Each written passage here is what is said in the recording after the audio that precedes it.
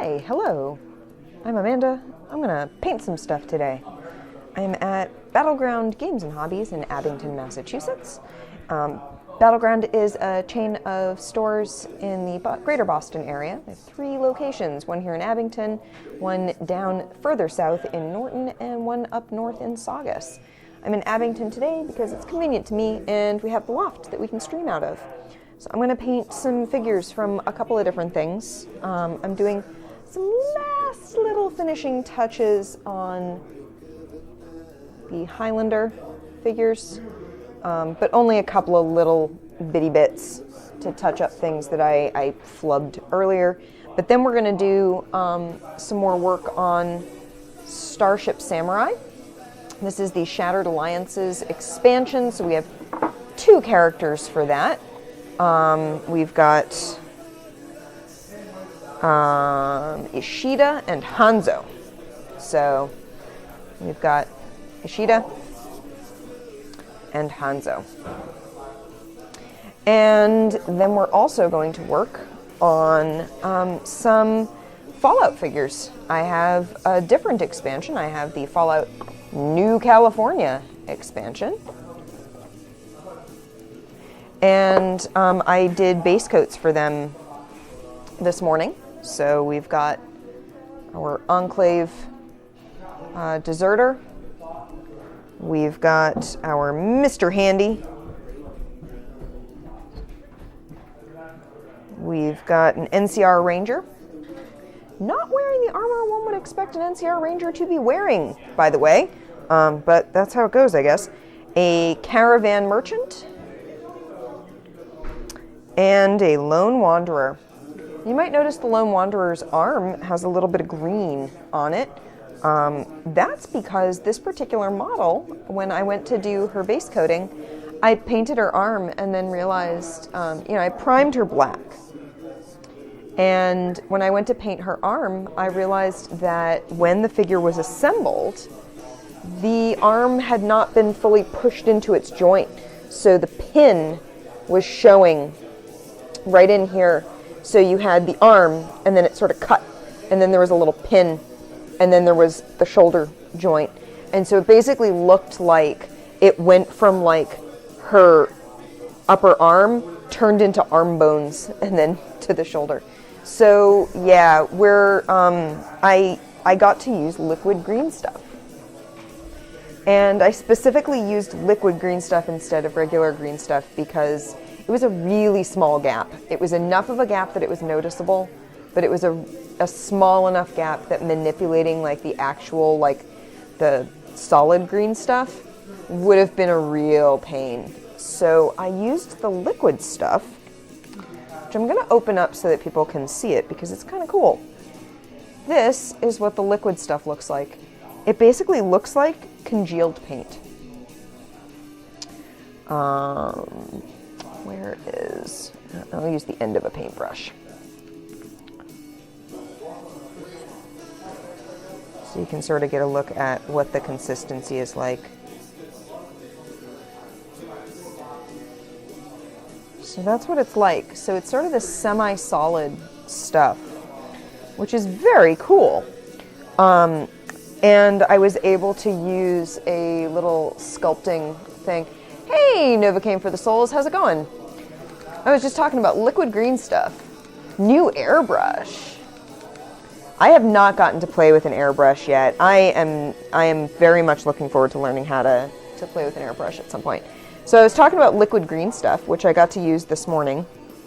I had to go and get my hair cut, so I did a little painting off stream prior to my haircut appointment, and then I went and got my hair cut, and now I'm back.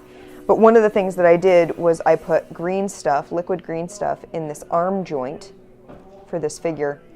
And the reason I did that was because her arm had not been fully pushed in. Thank you very much. Her arm piece had not been fully pushed in to the sleeve.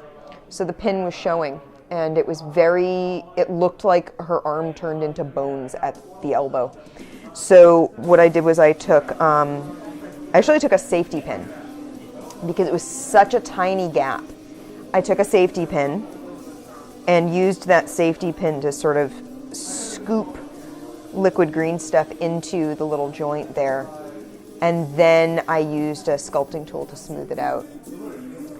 I left this around 11:30 Eastern, so that was about 3 hours ago.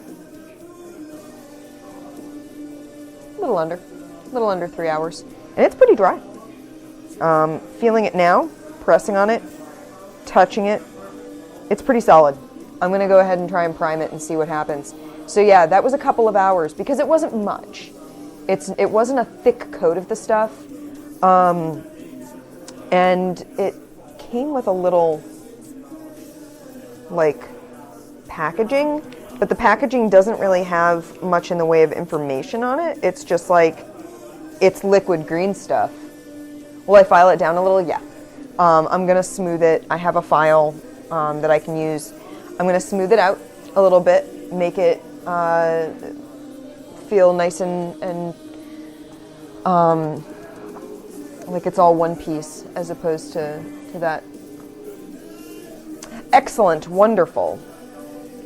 But yeah, I'm gonna file it down. She's gonna get a little bit of work, but I'm real happy with how that came out. For my first sort of foray using the liquid stuff, it's real funky. It's real funky stuff. Just, you know, you don't want it to stick to the tool that you're using, so you are using a little. Hey, no worries. Thank you for popping in and saying hi, though. You expect it to be a little more liquid than it is, but then you're like, oh, so it's solid, but it's not. Thank you. So yeah, you know what? I'll play a little bit more with this at some point. I mean, why green as a color? I have a couple of thoughts on that. One, it's green stuff, and the like actual green stuff. Have you played Nova Came for the Souls? Have you played with like actual green stuff? Because regular green stuff, you get a packet with blue and yellow, and you mix them together. And the mixing together is what makes them into a putty that will cure. So it turns green. And it's called green stuff. The funny thing about this is on the price label, sort of cover that up. What is it? It is green. It's holding all my little dried paint bits right now. Exactly. You can tell that it's mixed. So I think having it be liquid green stuff, they went with green because people expect it to be green. It also means that most models are not green to start out with. So you can tell where you've put it, which I think is a really good idea. Because if they made it a cut like gray, like the gray that like figures often come in, if they made it like that sort of gray or beige, exactly, it makes it easy to see on your figures. So you can tell where you've put it and what is green stuff and what isn't. So if you wanted to like work on painting another part of the model, you could avoid the green portions of it. I did look for a video on this. I was like, I haven't used this stuff. I want to see what's up with it. So I went looking for a video. I did find one. I didn't watch the whole thing because I only wanted to, basically before I opened it, I wanted to see what, well, it's not easy being green, Lobster of Revenge. But green is the color of spring. And I wanted to see what it would look like out of the bottle before I opened it. And I wanted to see what it looked like working with it before I went and scooped it out at all. And what I discovered is that this guy was painting it on with a brush. And basically using it to erase detail in certain portions of the model that he was working on. It was interesting. So I think the liquid stuff, you can thin it a little with water. I wouldn't. I didn't. But yeah. So that's the liquid green stuff. The intent of the liquid stuff is that it's easier to fill in fine gaps and stuff than trying to use this stuff, which is a lot more solid. You end up having to like really put, it sticks to your fingers, you got to keep your fingers, yeah. It's a little harder to work with, whereas this you can apply with a tool. So like you can apply it with a little tiny, I was using, like I said, I used a safety pin because I needed it to be in a very tiny space. But then I used this tool to sort of smooth it on. And now I'm probably going to use, I have some little tiny rasps.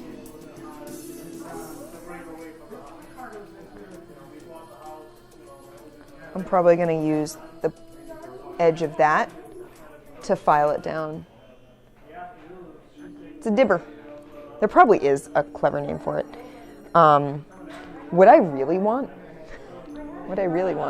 is a set of dental tools, like dentist picks that like dentist assistants use when they're giving you like a cleaning. That's what I want, because those come in a whole bunch of different sizes and the fine points. I just haven't gotten around to looking into getting a set. We actually had a set at my workplace. I don't know what happened to them. And that may sound weird because I'm a children's librarian. Why would we have a set of dental picks? It's because we have a die cut machine. And the die cut machine, the way it works is that it's a tray on a set of rollers. And in the middle, there's a very dense, heavy roller on top. And you put the tray on the rollers underneath. And the dies are blocks of wood with razor blades that have been bent into different shapes, like a flower or something, embedded in the wood and then surrounded by foam. You put a piece of paper on top of the die, and then you put it in the tray, and then you roll it under the roller, and the roller pushes the paper down onto the foam, and the blade cuts the shape. Very cool. Very dangerous. We don't let people use this aside from us. Like the staff members and sometimes volunteers that we trust will let use it, but yeah. Yeah, the tools can be, I feel like the tools would be really useful for modeling stuff. And we would use the dental tools to pick errant pieces of paper and stuff out of the finer corners of the the dies that we use. So yeah.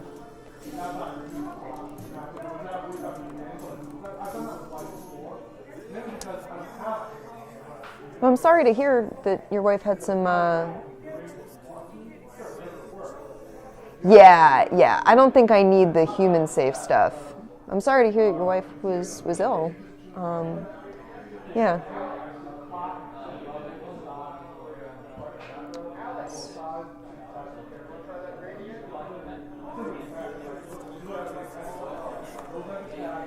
So yeah, so I'm actually going to give her a little file right now.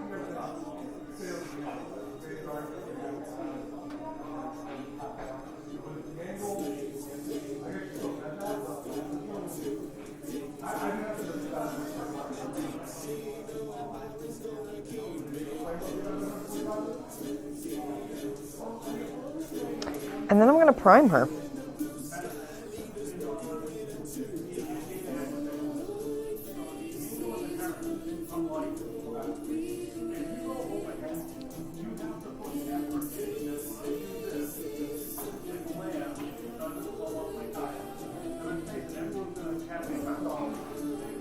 You can't even tell now just how skinny her arm was to start with.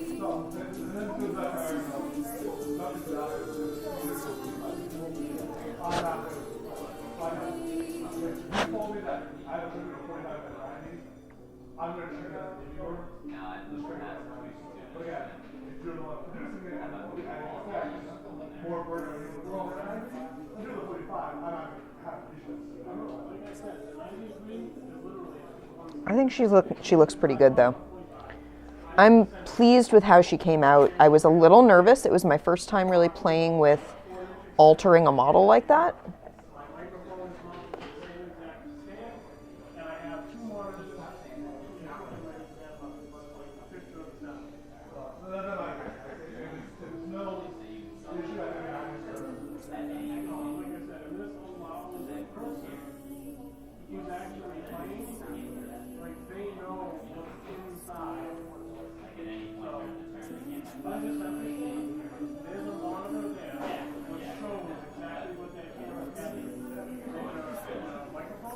Okay, if I play too much with her, I'm gonna, yeah, that's, ooh, there's a raid. I guess I'm getting in on that. There's a Pokemon Go raid downstairs. I'm gonna see if I can join that. Because I have a thing that needs me to do that. Let me see if it'll let me do it from the loft, or else I'll have to take a break and go downstairs.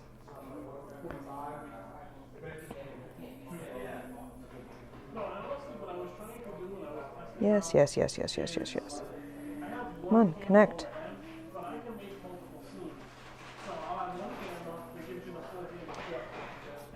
I think if I play too much more with her arm, I'm just going to end up, like, ruining it. So I don't want to do that.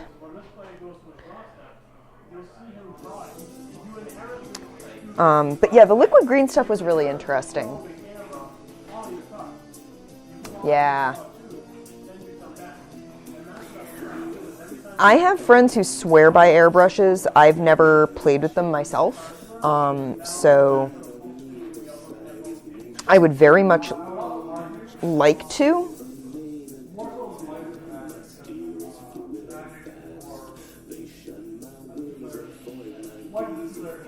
I think I missed the group.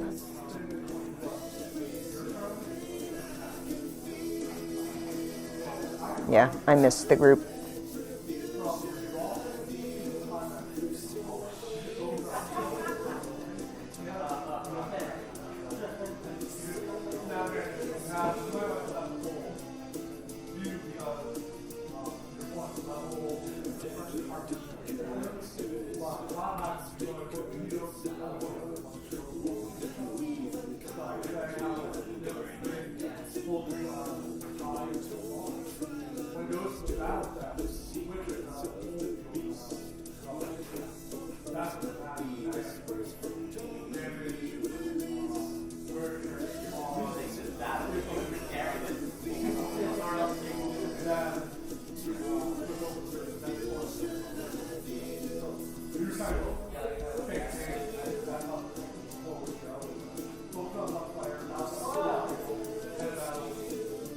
That's a bummer. I'm annoyed. Yeah, I've played a little bit with like airbrush effects in GIMP, which is the free version of Photoshop. But not enough to really know what I'm doing.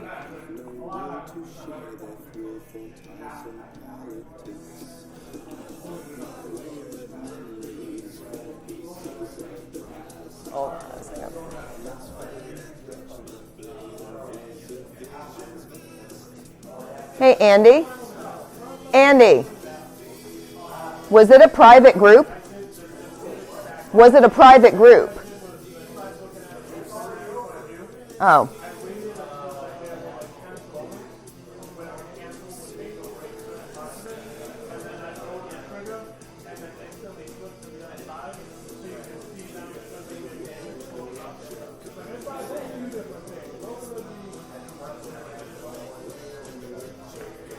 That's great. Never mind then.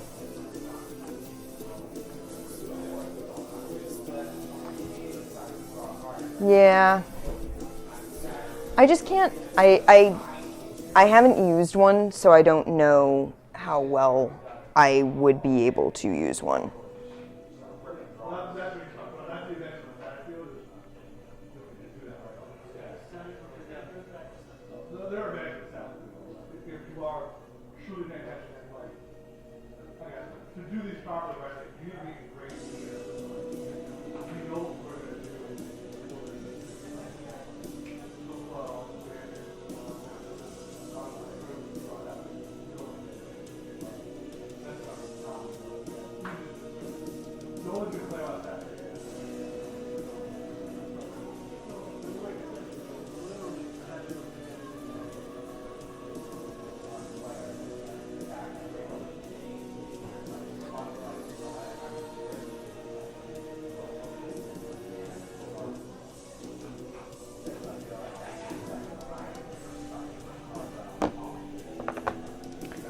All right. I'm gonna try and brush on some primer. Bye, Lobster of Revenge. Thank you for popping in. Really? This is rapidly turning into a kind of annoying day.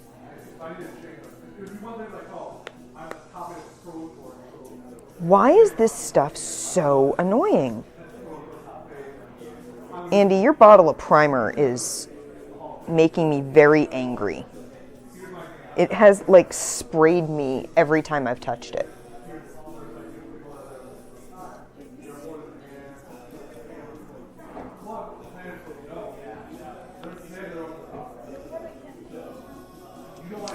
For this, yes. Because I had already primed her and started painting when I realized how bad the problem was. No, it's not. It's just a little, it's just that I opened it and it sprayed all over my hand. And I poured a little out and it got all over my hand. And then when I closed it, it spit on my hand. So that's great. Yeah.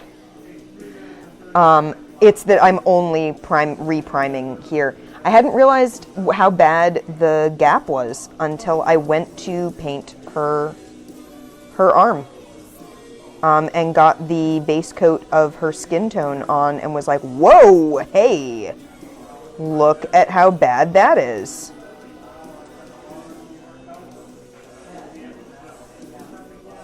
So I'm just going to reprime her arm, basically.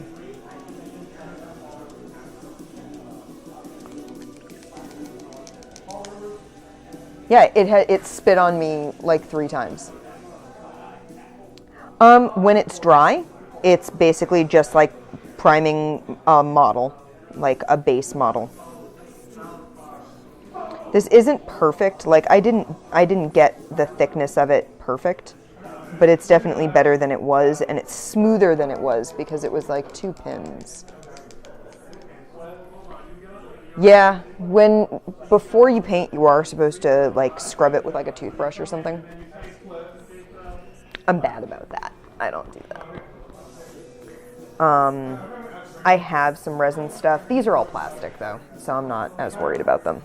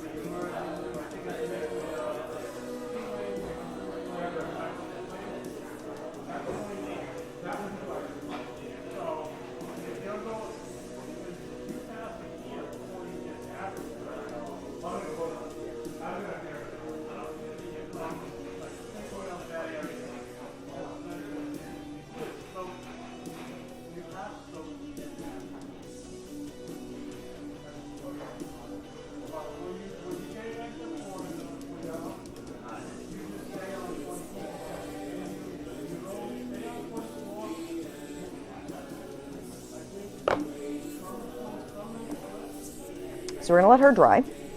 And while she dries, we will work on some of these guys. So we have our Caravan Guard. His Caravan Merchant. I did his jumpsuit base coat earlier today.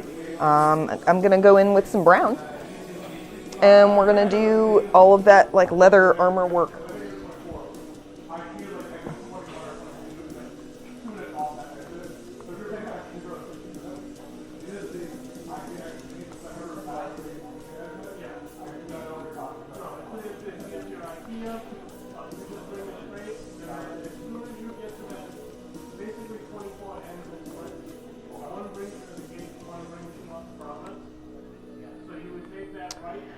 One of the nice things about working this morning on some of these is that I was able to look up reference photos without doing a whole lot of reference photo searching on stream. I follow a cosplayer named Jay Justice, and Jay is very cool. I highly recommend going and finding her stuff. She's very neat. But she had talked about like needing to work on a new cosplay for Pax East. She was like, yeah, I would stream me working on my cosplay, but no one wants to watch me spend like 3 hours staring at reference photos. And I was like, yeah. I feel ya. Been there.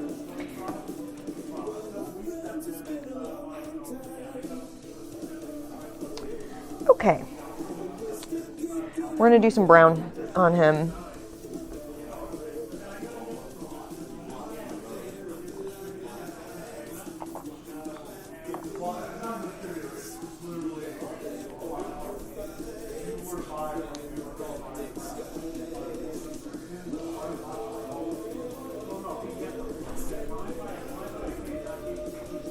No, not everything is glamorous, but there's also a big difference between like not glamorous but still good to stream and not glamorous and like does not make thrilling content to watch.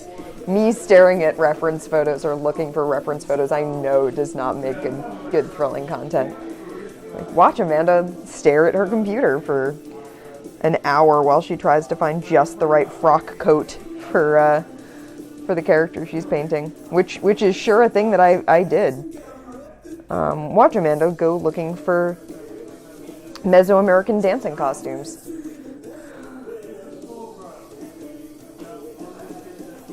I do like making sure that people understand that like your model is going to look ugly before it looks good. Like, models do not start out looking awesome. They go through a real ugly phase when everything is patchy, and I have not done any terrain work from scratch. But yeah, I like making sure people know that like when you start your model, it's not gonna look great. That's normal. That's okay.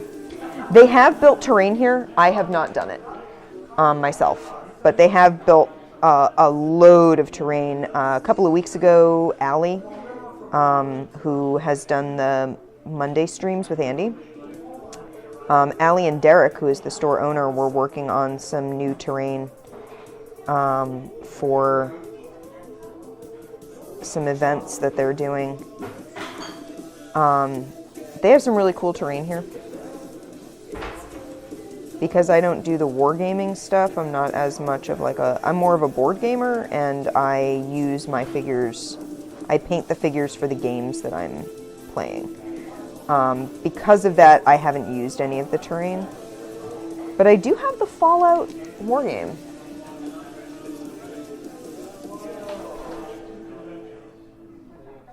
Yeah, I mean, you're in the UK too. I would assume you do get a fair amount of rain.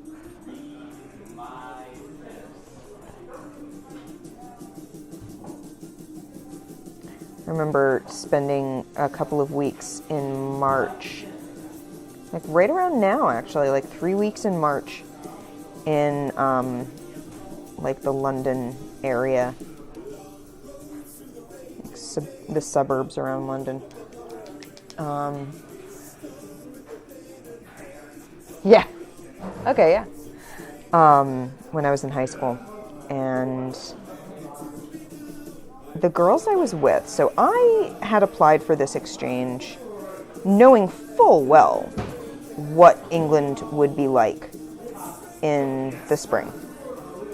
I went into this with my eyes wide open, in part because my parents watched a lot of British television. We did a lot of PBS, and so I was well aware of what England was like weather-wise, just in general. But also because I had been wanting to go on this particular exchange for years. As soon as I knew it was a thing in my school, I wanted to go to England. when I found out that my school did an exchange with a girls' school in like London, I knew. I was like, okay, I'm going to be applying for this. And I planned on it from like middle school on. So I went to a fancy schmancy school that was a 13-year school, from like 5 years old up through the end of high school and into college. God, I don't even remember. Saying something. I don't remember. It's been a while. I know the family that I lived with lived in Greenwich, and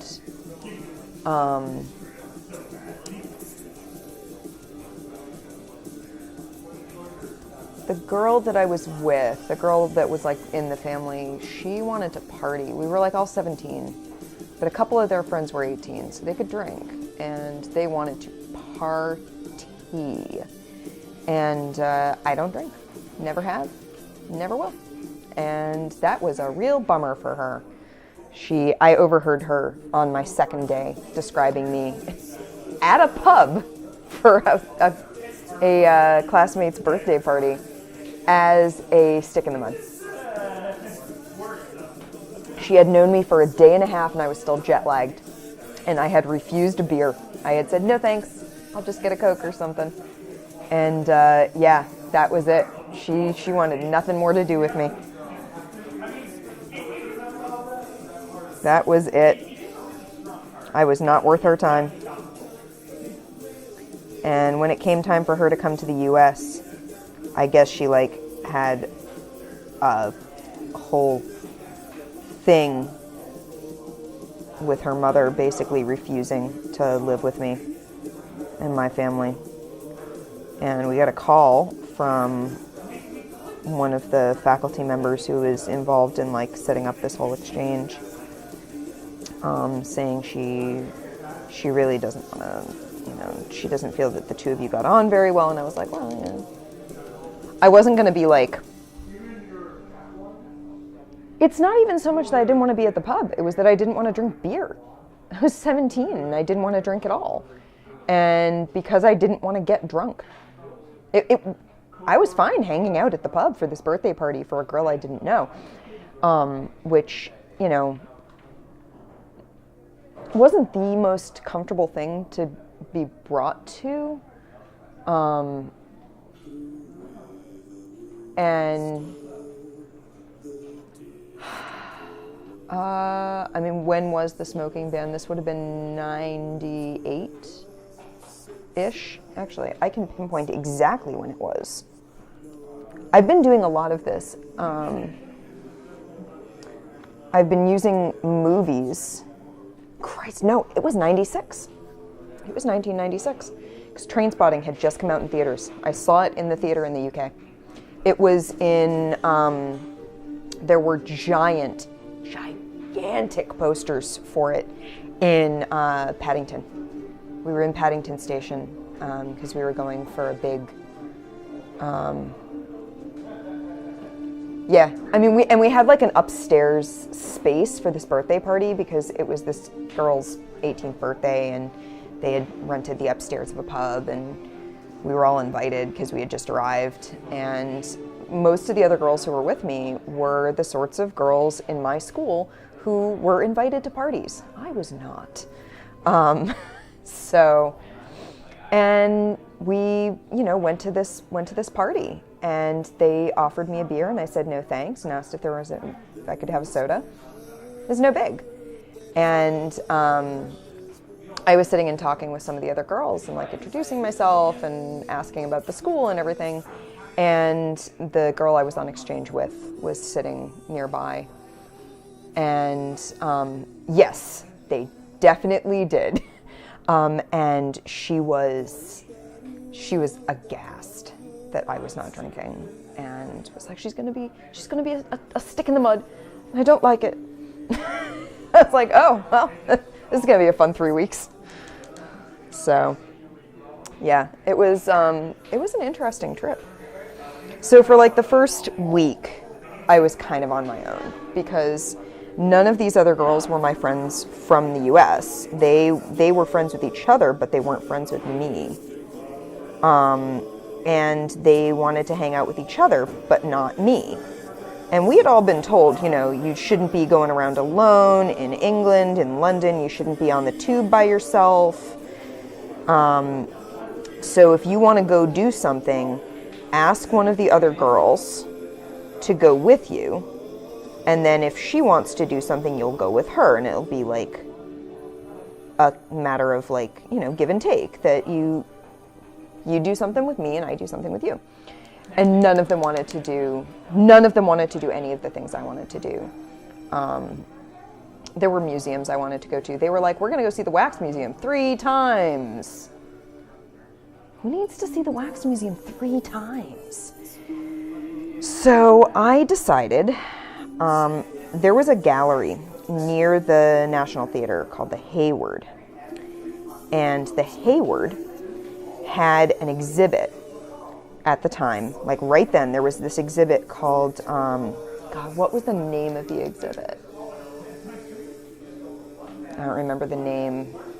It had like a title, but the subtitle was Art and Film, the intersection of art and film.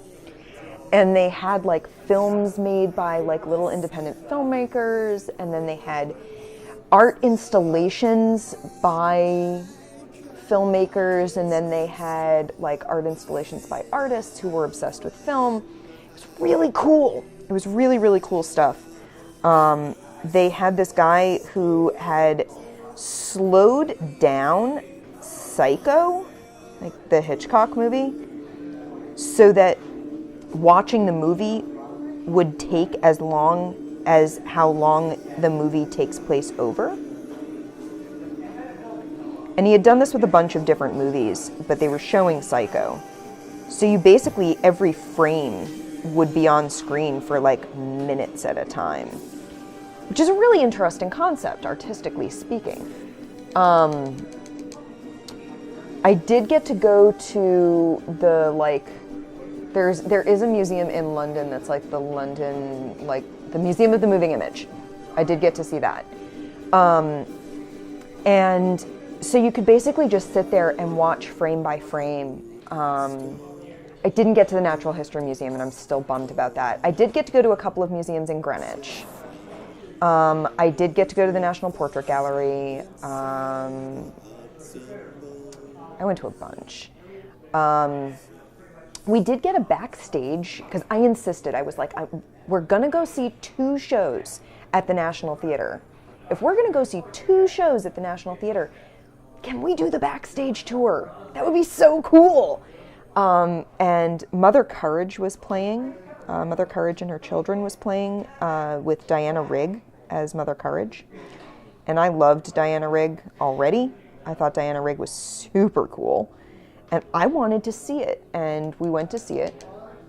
And we got to do the backstage tour, where we found out that she actually had learned how to pluck a chicken for that play.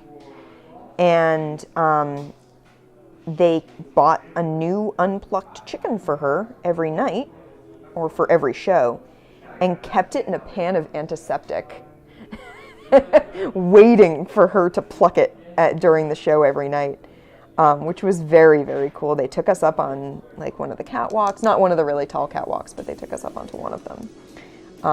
One of the ones that like they could take us up on and not like have to pay extra insurance. But there was a stage we weren't allowed to step on, because the catwalks above it are so high that if someone's working on them and they drop something, it will embed itself in your skull, basically. And the guy who was giving the tour was like, I'm insured, you're not. Diana Rigg is super cool. I met her once. I shook her hand. I told her she had terrified me in Mother Love. And she said, oh, good. Excellent. I was like, yes, hi. I was like 12.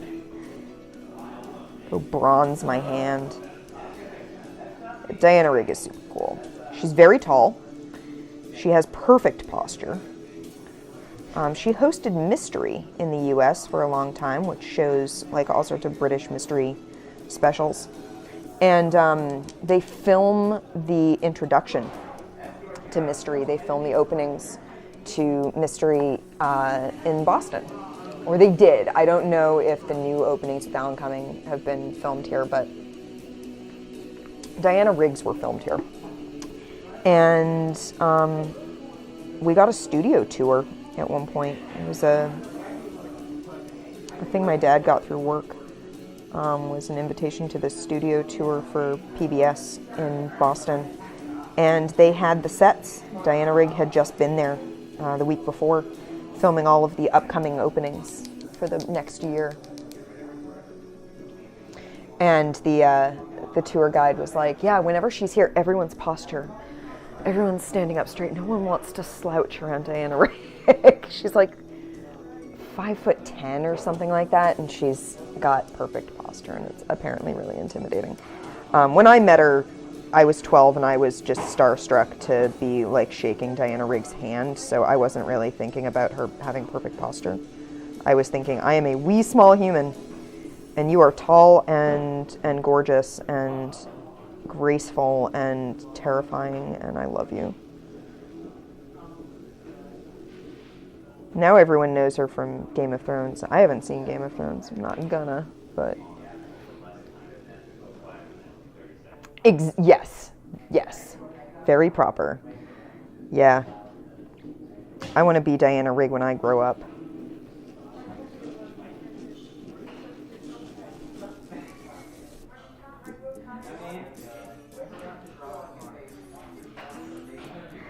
Because we knew that she was going to be there, because she was the host of Mystery, and the reason we were at this event that she was at was because we had this connection with PBS at the time. Bowie. You meet Bowie? Because jealous, if you did.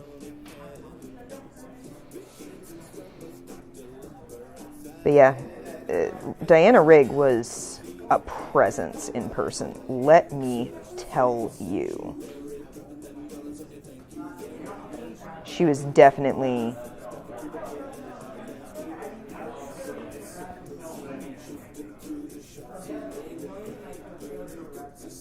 impressive.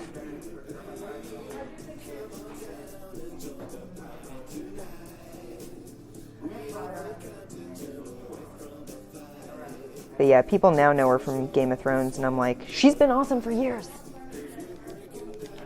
Oh, Bowie. What is Mystery? So Mystery is a show here in the US. Yeah, it already played, Andy. It played early in the mix. It'll repeat. So Mystery is a show that airs on PBS here in the US. PBS is the Public Broadcasting System, which is a series of publicly funded TV stations. It's like they're like nationwide, but PBS is the overarching organization that they're based from, and they get their funding from. So here in the Boston area, it's Channel 2, and like broadcast as opposed to cable, it's Channel 2.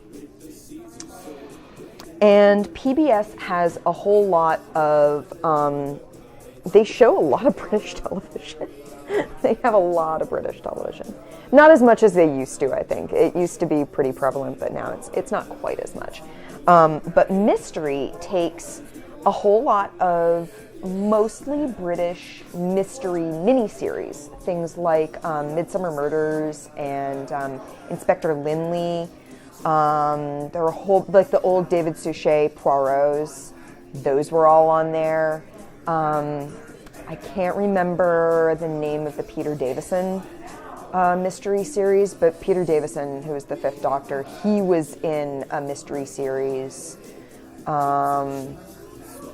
Miss Marple. Vividly remember as a child hearing the Miss Marple theme.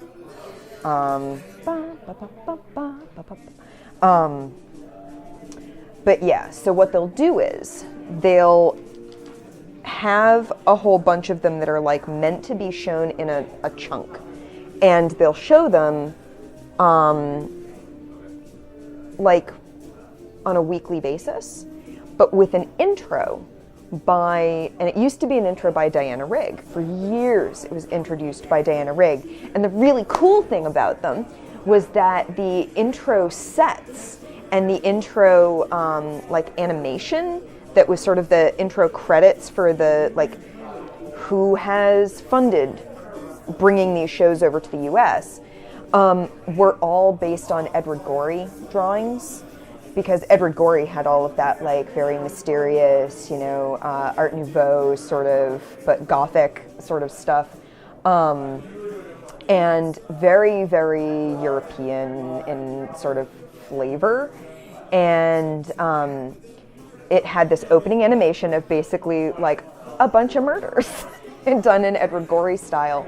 And then once you got to the introduction, you would see your host, who would be Diana Rigg, who is now Alan Cumming.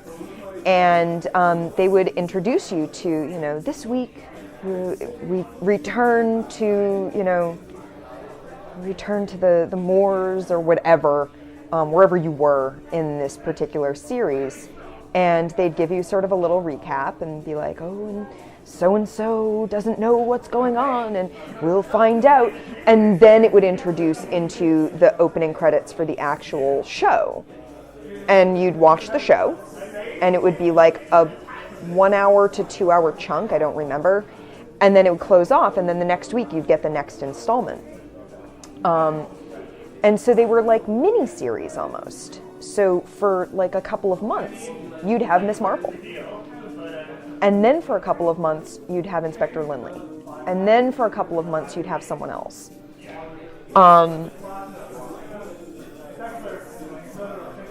I think some of it was that they expected that you may not have been watching prior to that week, because it was mini-series. Yeah, Cracker, I know, was one of them. Wire in the Blood, I think, had its own thing. It wasn't on Mystery. Mystery tended more towards the, like, countryside murder mystery sort of stuff. Not so much gritty stuff. Wire in the Blood, I feel like, was a little more hard-hitting in terms of how it was presented and the tone that it had. We're more talking like murders in little villages. Yeah, genteel. That's the right word. And they were, you know, they were all these little villages with lots of murders happening. But yeah, like, so Mystery had a whole thing. It had a flavor. And when Diana Rigg stepped down as the host, Alan Cumming came in, and now it's Alan Cumming. I believe they still use the same types of sets, but the sets were as if you had walked into an Edward Gorey drawing. So everything in the set looks like an Edward Gorey cartoon made life-size. And there is Diana Rigg sitting in an armchair, like a white armchair, with all this black and white Edward Gorey stuff behind her and around her. So you'd have like this little like phone, but it's not a phone, it's a picture of a phone drawn to look like Edward Gorey style, sitting in the foreground of the desk and stuff. That's always weird, watching something that's filmed nearby. Yeah. And we got to walk on the set for this show, which was very cool, because it turns out when you're doing, and all of the sets were sort of themed on whatever mystery series was being shown. So you'd have like a study if in like a manor house, if that was called for, if things took place, you know, all of the sets had to do with who the detective in the show was, basically. So they had like 10 sets, because it was just an intro and outro. And that was about it. But that meant that they built all 10 of them at once in a ring around this giant studio. So you'd have a little study, and then you'd have a little dining room, and then you'd have a little kitchen, and then you had this series of little rooms, all done in Edward Gorey style. They put the floors down with a giant stamp. They had like a rubber stamp that was about yay big. And they would just roll paint over it, stamp it. So they had rubber stamps for the floor tiles, basically. And they would film the intros and outros for an entire miniseries, and then they'd take her over to the next room, like 5 feet away, and film the intros and outros for the next miniseries, and then to the next intros and outros for the next series. And they'd do a year's worth of intros and outros in one trip. She would be there for like 2 weeks doing filming, and then they would be gone. So we had just missed her. She had just been in when we did the studio tour, and she had just done her 2 weeks, and she had filmed, which meant they still had the sets. So we got to see the sets, which was very, very interesting. They had a couple that were meant to be outdoors, and the way they accomplished making it look like it's outdoors when it's actually in a studio, but it's in the same studio as a lot of other things that aren't supposed to be outdoors, is that the lights that are pointing onto that set, they put branches of leaves in front of the lights, a couple of feet in front of the lights, so that the lights are coming through tree branches, so that you get that like dappled effect. They used actual tree branches, which I thought was really neat. It was very cool. It was a really neat experience to get to see that and experience that. Just painted my finger. It was a really neat experience. It was really cool.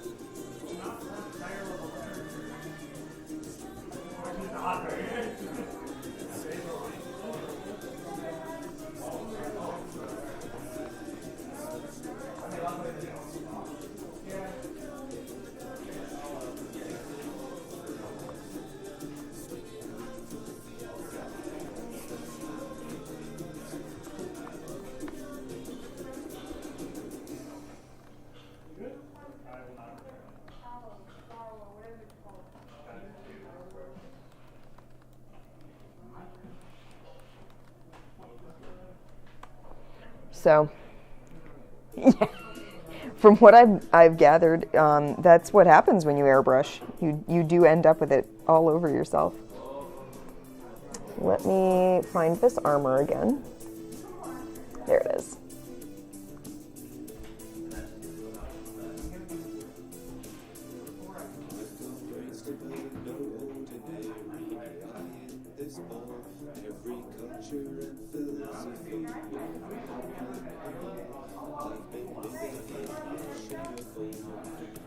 But yeah, so Mystery was very cool. My parents used to watch it all the time, which was it was like ever present. So British accents were ever present in my house when I was a kid.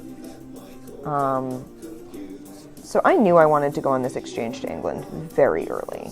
I was like, nope, if there's an exchange to England, I'm doing it. The other girls who were on this exchange basically had picked it because it meant that you didn't have to be fluent in another language. Because we had exchanges with, we had a French exchange and we had a Spanish exchange, and we had a China trip if you took Chinese, if you took Mandarin. But Mandarin was one of those classes where you had to have enough people interested in taking Mandarin and Italian. Only ran like every couple of years because you had to have enough people interested in taking them to make it worth running them. And when I had to pick a language, I expressed interest in learning Italian, and I was one of like 2 people that year that was interested, so it wasn't deemed enough.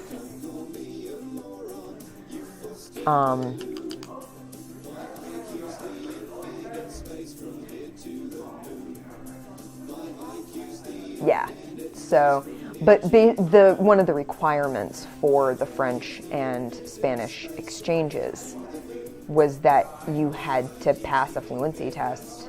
You had to have taken a certain number of years of the language at the school, or like show proficiency to a certain level. And then you had to take a proficiency test. You didn't have to be like fluent, but you had to prove that you would be able to get by. If you were separated from the group, that you could at least like ask for help and make it clear where you were from, that you could hold a very basic like child level conversation in that language before they would let you go on the exchange. And I took Spanish. I was not very good at it. but I did take Spanish. Like I said, not very good at it. But I wasn't really looking to be fluent in it for the sake of going on an exchange, because that wasn't what I wanted to do. I wanted to go on the British exchange. I also knew I had heard that the Spanish exchange and the French exchange, because they were co-ed, people got up to all sorts of hijinks. So, yeah, you could end up saying some real wacky stuff. You basically had to prove that you weren't just going to go over there and expect everyone to listen to you in English. It was meant to be like an immersion sort of deal. So the whole purpose was that you were going over to really cement your language skills. Whereas the British one was more just a cultural, like, you're going to go visit England and learn about England, which is very cool. I wish I could remember the name of the school. I can't. It was a small... There were no boarding students. It was all day students. And we were able to get to it by coach from Greenwich. There were other girls who took the train. My exchange girl once got off the coach on a Thursday morning to be sick in the gutter because she had been drinking. She did, like I said, she didn't stay with me when she got to the U.S. She ended up staying with the admissions director. And my senior year, this was my junior year that it was the exchange, so it was like my second to last. Yeah, like it wasn't like a super fancy school, but it was, you know, the like fifth form and below all wore uniforms, but we were all lower sixth or the equivalent, so we were allowed to wear our regular clothes. We didn't have to like worry about feeling out of place because we didn't have uniforms. Basically, we would always go to the school and then we would like check in, and then we would head off into the city for the day. But like I said, I wanted to go do things that no one else on the exchange wanted to do, so I ended up on my own a lot for at least the first week. I ended up on my own, and I had a grand time. What I discovered was that the tube was a lot of fun. I really liked the tube. I had a lot of fun roaming around London, and no one involved in the exchange seemed to care that I was on my own. There was a day when we had to evacuate the train. We had to get off the train and leave, and I had to get where I was going by bus instead. And I told some of the girls about it later, and they were like, "Oh my God, what did you do?" And I was like, "I got off the train, and I went up the escalator, and I got out, and I went and found the right bus, and I took the bus, and I got off the bus at Trafalgar, and it was fine." And they were like, "Oh my God, we wouldn't have ever been." It's a public transit system, and it's very well marked. I don't know what your problem was. It's not like it's confusing. It's very well, the signage is very good.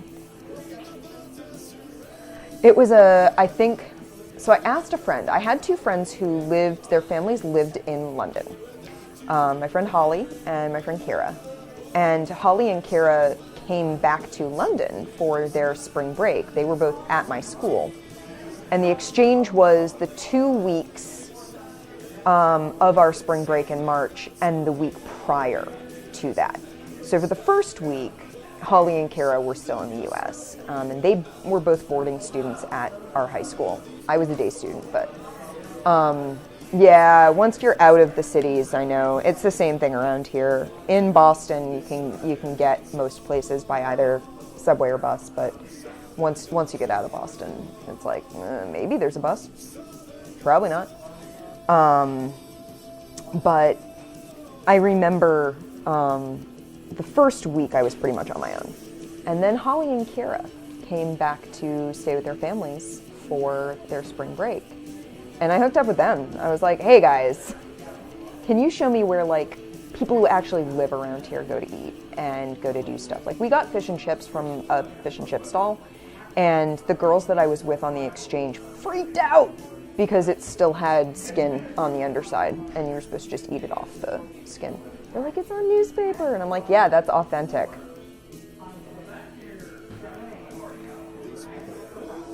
They were not really interested in England. They were interested in being away from home and having the chance to party. So I was not really as interested in those things. So I went and saw the things I wanted to see and did the things I wanted to do. And I had a grand time. And then Holly and Kira showed up. And we basically just bopped around London for a week, which was great. Yeah, we had a grand time. Like, we went shopping at, like, open-air markets, and we went and bought clothes. We went to, like, the Doc Martens store, because Holly wanted to get Doc Martens to bring back to school. No, I have not, which is really sad. I just haven't had a chance to get out of the U.S. The U.S. is really big, and getting out of it is annoying. We ended up at a pub one night with all the exchange girls in Stratford. We went to Stratford because the third week of the trip we had, like, outside of London excursions that we were doing. And we ended up at this pub that had been recommended. And it had been recommended by someone at our school back in the US, but they hadn't been there in like 5 or 6 years, and it was not what they had said it was. It was a lot dingier at the time, which was very funny, because everyone I was with was super freaked out about it, and I was like, y'all need to just chill. Just chill. It's fine. Just order something to eat, and it's going to be fine. No one cares. A drunk guy serenaded our chaperone by singing Beatles songs at her. She was very embarrassed. I couldn't stop laughing. I don't think she liked that. Didn't care. Yeah, the food was fantastic. It was like the best shepherd's pie I've ever had. It's just, a bunch of girls and this middle-aged woman coming in, a bunch of these U.S. American girls coming in, looking totally lost, completely lost. And then we went to Oxford, and we had dinner with the admissions professor at St. Hugh's, at St. Hugh's College at Oxford. He had us for dinner in like a formal dining room at Oxford, at St. Hugh's. And none of the girls I was with could talk.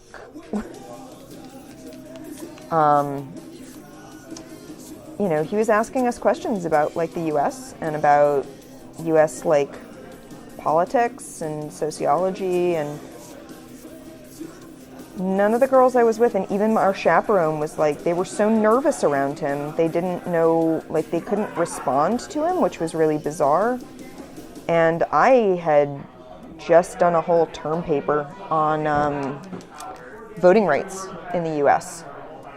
And we ended up having this great conversation about voting rights in the U.S. and voting rights in the U.K. and the sort of progression of, like, when certain groups were granted the right to vote and what brought that about. And I had a whole theory about how there were two factions, really, in the U.S. when white women were granted the right to vote. Non-white women, it took a lot longer, but if you're just talking about, like, white women's suffrage in the U.S., you had a group that was fighting for it, and they split into two groups. One group was really radical, and one group was really conservative. And no one was listening to the conservative folks because they were very reserved. And I don't mean conservative in terms of their policies. I mean, they were very reserved. They were very, let's go and have a polite discussion. No one's going to listen to them. No one's listening to them at all. The radical group is protesting and rioting and burning the president in effigy, and like they were making a fuss, and they got hurt. Women got horrifically hurt and injured. These are the women who got themselves jailed because they rioted and then went on hunger strikes. They were radicals. They got attention. And my theory that I posited was that you don't get attention of people in power by being polite. You get attention by making waves. But then if you continue making waves, you're not going to be able to make any progress, because once you've got their attention, it's very easy to lose it by like pissing people off. Because they're still in power. You haven't overthrown them, they're still the ones in power, so now you gotta talk. So you really do need both groups. You need to get that attention, you need to say, we're not putting up with this. And then you need to be able to say, let's talk about change and let's make it happen. So you need to have both that radical side and that reasonable side, because it doesn't, you burn out otherwise. The radicals burn out because if they're not doing radical action, they sort of lose momentum.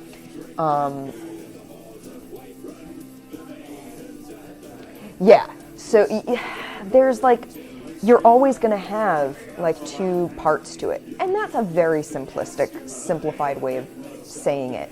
But this was like a high school student writing a history term paper, so I wasn't going to be super nuanced at like 16, 17 years old. But I ended up talking with this admissions professor about this. And we talked all through dinner, and we would like pause and be like, does anyone else want to kick into the conversation? Nope, cool. And we kept talking all the way through like dessert and then tea after. And we went back to our dorm. We were staying in a dorm at Oxford, and because it was spring break and no one was there. And I had a whole room to myself. All the other girls had sort of paired up and were sharing rooms, and they had sort of left the ground floor room to me, which was fine by me. It had a patio. It was nice. And they all came and knocked on my door. They were like, oh my God. I didn't. And that was stupid of me. I should have. Here's why I didn't. The chaperone who was with us in England was an admissions person at my high school. She was one of the admissions counselors. She was one of like the college counselors, basically. So when you are trying to decide on where to apply to colleges and what your prospects are based on like your grades and your finances and your interests and all of that, you go see the college counselors, and they help you prepare a list of colleges that you're going to apply to, and they tell you what standardized tests you're going to want to take and what scores you're going to need. They're going to talk to you about your grades and what you want to try and bring up and what you can sort of ignore, who you should go talking to for recommendation letters. They basically help you through the whole process. And I had been on this exchange with her, and I went to talk to her, and she discouraged me from looking at anything prestigious, basically. And I had not gotten along with her terribly well on the exchange. She thought that I had, but I hadn't, and she didn't like me very much, and I could tell that. She had actually, I found out later, tried to get me removed from the exchange because I was not close friends with the other girls. And two of the former proctors or chaperones for the exchange, who were teachers who liked me, had to intercede on my behalf. And she discouraged me from doing anything like that, and I should have pushed. Looking back on it now at like 40 and being able to say, I had this amazing conversation with an admissions professor at Oxford.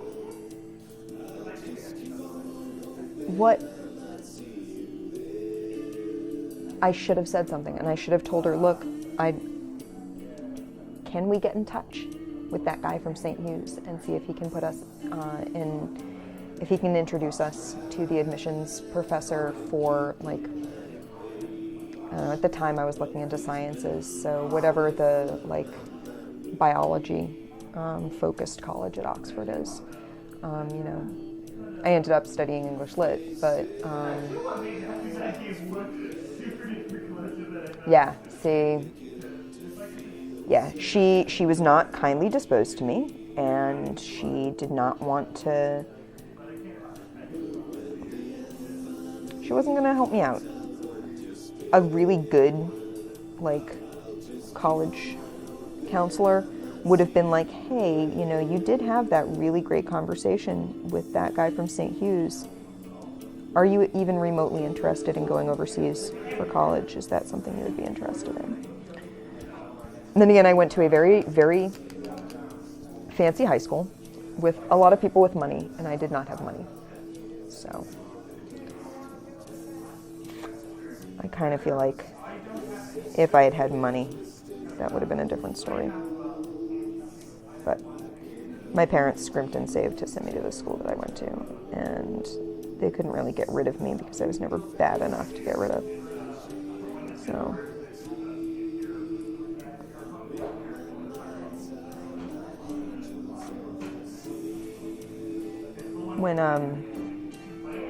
but looking back on it, I should have looked at Oxford. I should have insisted. I wasn't forceful enough at that age to speak up in my own defense. Obviously, that has changed, but it's changed because of life experience.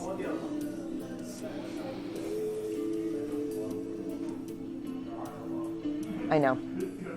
Having had this fantastic, like, almost one-on-one conversation with this guy, I knowing how the interview process works for the colleges at Oxford, that it's not like you sit down and talk about yourself. You sit down and talk about a topic.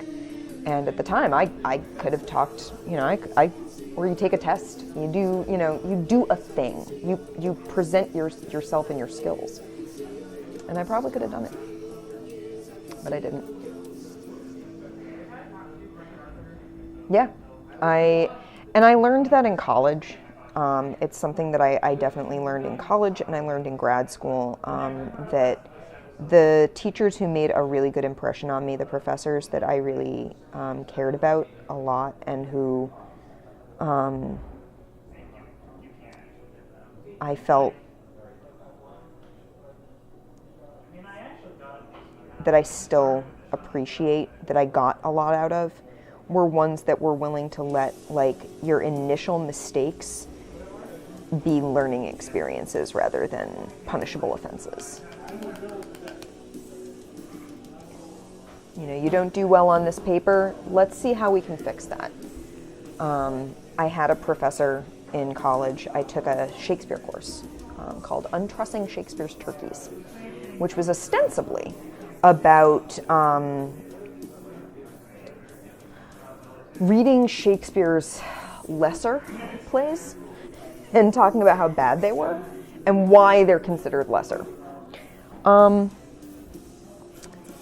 That turned out not to be what the class was. It was more, let this professor expound upon Shakespeare for like 3 hours a week, and then write a 30-page paper about whatever you wanted.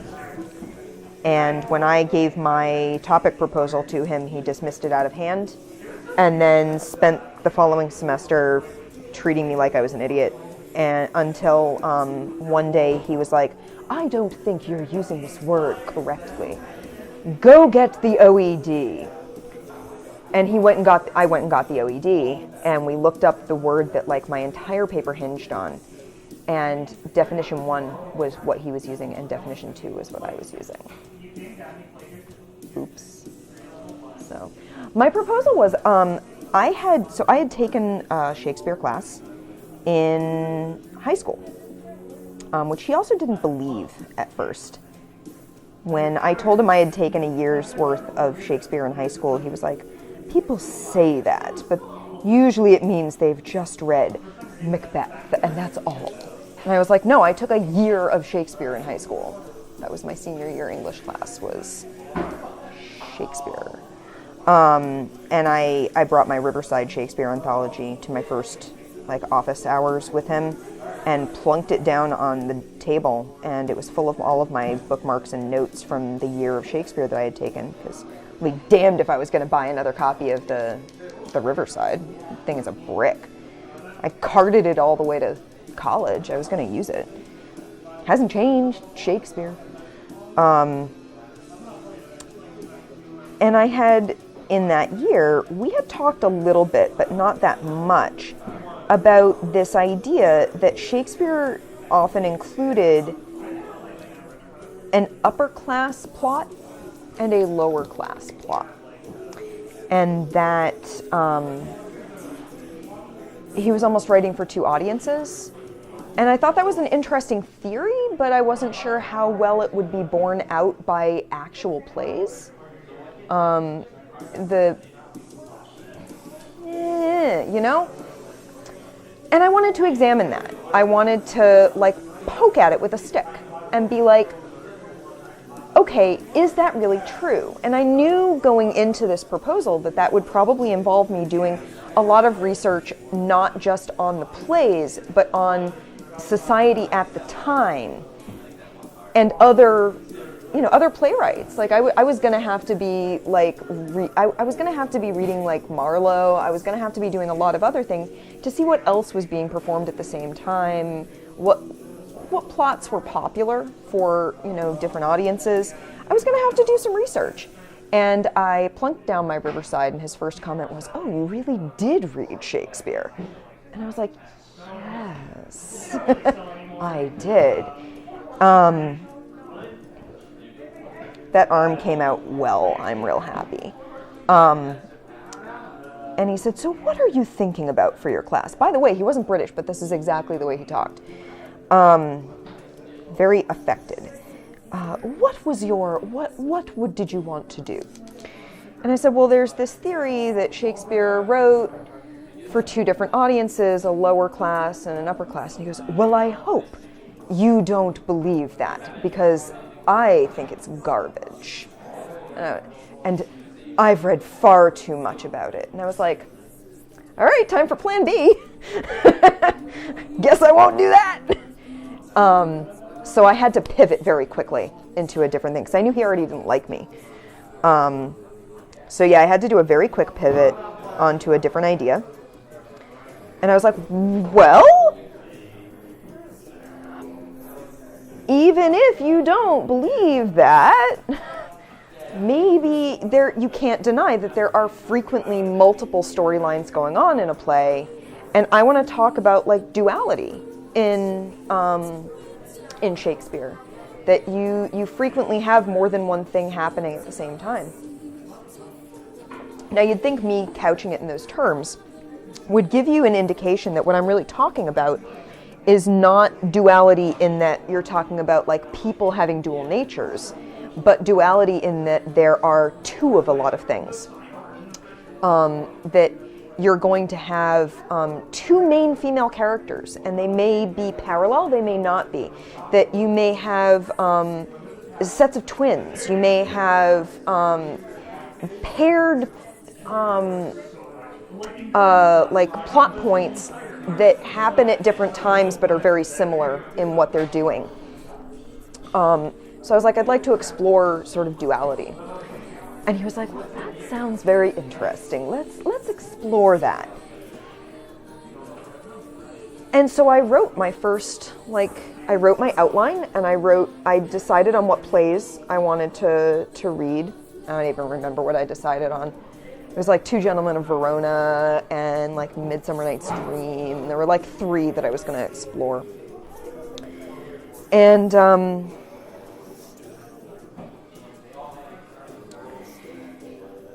yeah, I wrote my first pages, and I sat down with him. I handed them in, and he read them, and then we met, and he had marked them up so much And you could always tell when you had a lot of notes from him because he wrote up his notes on yellow legal pad. He used a yellow legal pad to write his notes, and if you had more than like 2 pages worth of notes, you were in trouble. And I immediately knew I was in trouble because I had pages and pages. I had like 4 pages of notes based on like 10 pages of my writing. And I was like, ah, crud. That is not the Brown I wanted. So I knew I was in trouble. And I was like, well, you know, here we go. And we sat, and the way he was talking was like, well, I think you're off base here, and I think you need to re-examine this, and I think you need to look further into this here. But he wasn't really telling me what was wrong. He was just saying, you're not looking close enough at this thing and this thing and this thing. And I was like, oh, okay, I'll look into this thing. So I went back, re-examined things, looked into things that I had sort of not been bothering with because they didn't seem to actually tie into my theme. But I was like, well, he says I should be looking at it, so I guess I'll look at it. Rewrote my pages, submitted, and then we're supposed to hand him like 15 to 20 pages the next time. So I hand him 15 to 20 pages the next time. Get my notes back. I think you need to, I think you're very off base. You need to be looking at this. You need to be looking at that. You need to be, and I'm like, okay.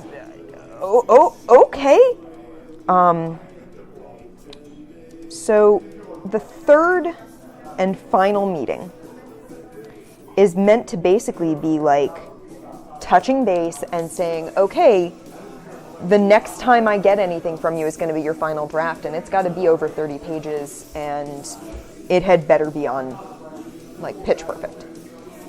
And that was when he was like, so explain to me why you haven't looked at this, and why you haven't looked at that, and why you haven't done this, and why are you ignoring this? And I was like, well, because it doesn't tie into this character or that character's journey, and I'm really trying to focus on when you have like multiple characters like doing the same thing. And he was like, I see the problem. You aren't using the correct definition of the word. So he thought he had caught me out on this technicality. Instead of being like, you're not using the right word, but I see where you're going.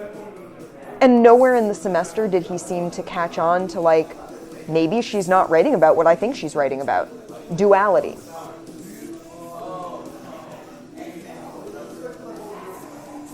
At no point did he think, gee, I think we're working with 2 different definitions here, or I think we're thinking of different words or whatever. Never came up. Which you'd think he should have been able to get from the context of what I had written and turned into him, but apparently he didn't. And he made me go get his copy of the OED off the shelf. And I went and I got it and I brought it over to him and he looked up the word and he was like, oh. He knew the first definition and he was assuming that that was the primary definition and therefore that was the only definition that mattered. And we get to the second definition and it's what I'm really working with, which is like 2 of things, not 2 sides of the same thing, but there being a pairs of things. Yeah. Mine too. So here I am, 3/4 of the way through the semester, with realizing that all of his feedback and notes that he has been giving me on my paper are pointless. Absolutely pointless. Because he's been critiquing my work based on a definition of the word that is not my definition. So he's been critiquing a paper that doesn't exist. He has basically been critiquing something that I was not writing.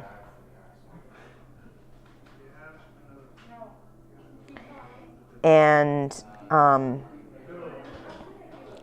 so I basically had to start from scratch because I realized I had been revising my paper I had been rewriting everything in my paper based on his notes.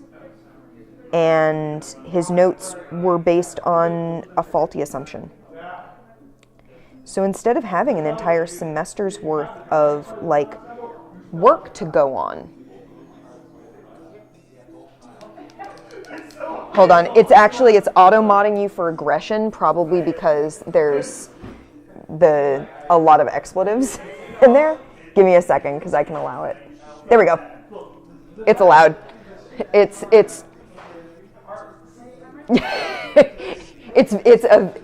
because you're quoting an aggressive thing that was said, and so it was seeing it as an aggressive comment and trying to auto-mod that.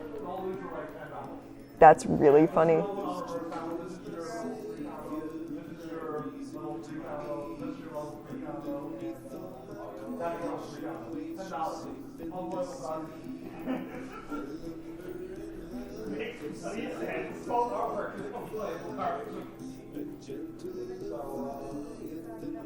Yeah, this particular professor was just, he had tenure and he could do what he wanted and say what he wanted, and he got away with a lot. And it was at the point where it was like, he thought he was right all the time. So I did not get a very good grade in that class because 10% of your grade was class participation and 90% was that one paper. And I had an entire semester's worth of feedback on the paper that was useless because it wasn't feedback on my actual topic. It was feedback on what he assumed my topic was, that he thought I didn't know what I was doing, that he thought I was just like clueless for an entire semester. And I got a passing grade in the class. I didn't fail the class, but it wasn't a great grade. It wasn't where I wanted it to be. So then it came time my senior year, the next year. Also, I think he thought I made fun of his favorite student, which I did not mean to. She had spent a semester in the UK. She had spent a semester in England the previous semester. And she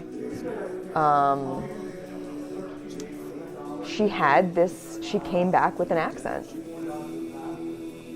And it was very obvious that it was an effort for her to keep up because she would lose it and then she would very quickly sort of pick it back up again. And it was just so affected, and she was his pet. He loved her so much because she had read Shakespeare in England, of all things. And I don't even remember what she had written her paper about, but we had to present our topics to the class at the end, and that was part of, the grade was the presentation of our topic to the group. And it so happened that I went right after her, and I am fairly decent at mimicry. And it happens accidentally sometimes. If I'm with someone a lot and I'm hearing an accent, I will unconsciously pick it up. It happens by accident, and I have to be very careful about it because I don't like people thinking I'm making fun of their accent. So I'm not intending to, I just pick it up. And then I use it and then I drop it because it's not my natural accent. Like, I have relatives in the Midwest, and the Midwest accent is a real specific thing. And if I'm around my aunts and uncles from the Midwest for long enough, I will start talking that way. I will get that little Midwest twang.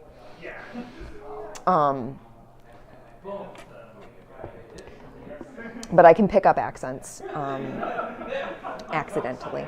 And they don't stick, but I'll pick them up when I'm hearing them for a long time.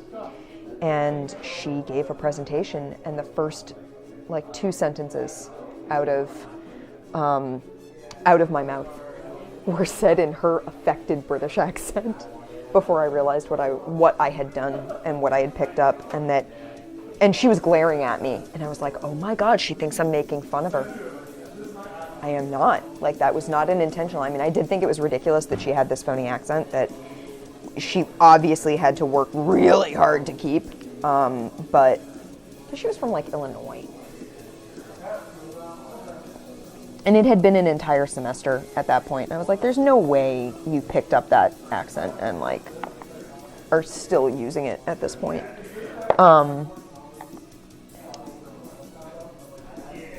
Yeah, it's register shifting. Yeah. I code switch all the time. Exactly. Yeah. Her accent would have made actual Brits be like, really? Come on. But I realized she probably thought I was making fun of her, and he probably caught it too, so he didn't like me. So fast forward a year. It's time for me to write my senior thesis. And I was an English lit major, and I had this wonderful professor for poetry, for a poetry class, modern poetry, and he had been talking about poetry as activism and sort of the sociological implications of poets, which I thought was really cool. And he was talking about how poetry had been used for a very long time as social commentary. And one of the things I loved about, I have, but it's been ages. One of the things I loved about this particular professor was that he invited you to disprove his theories. He would start a class with a thesis statement for the class. And then he would say, through the course of this semester, I want you to prove me wrong. Find the holes in my theory. Prove me wrong. And I loved that approach. I took a course with him called Movies and Mass Culture, which was looking at the portrayal of mobs and groups of people in film. And then this poetry as activism class. And I wrote my final paper in that class on Allen Ginsberg. Because his whole thesis was 20th century doesn't have this. Or not within the past 50 years or something, or 60 years. And I was like, well, Allen Ginsberg was around in the 60s, and he was definitely writing social commentary poetry. Again, this is why I liked this professor, was that he would make these statements and then say, prove me wrong. Come at me with your theories, because then he invited you to come up with creative theories that proved him wrong. And hip hop was brought up in this class, 100%. It was like one of the first things people talked about was hip hop and rap, and how those are poetry because they are spoken word in many cases, set to music, but that and so we had a whole class discussion on what counts as poetry. Is music poetry, and is poetry music, and so on. It was a really great class. And I decided I wanted to write about Ginsberg. I had written my final paper on Howell. And I didn't want to write about Howell for my thesis because it's kind of overdone. But one of the things that I had found while I was researching this paper was that Ginsberg had a really interesting religious shift in his later life. That he had been raised Jewish.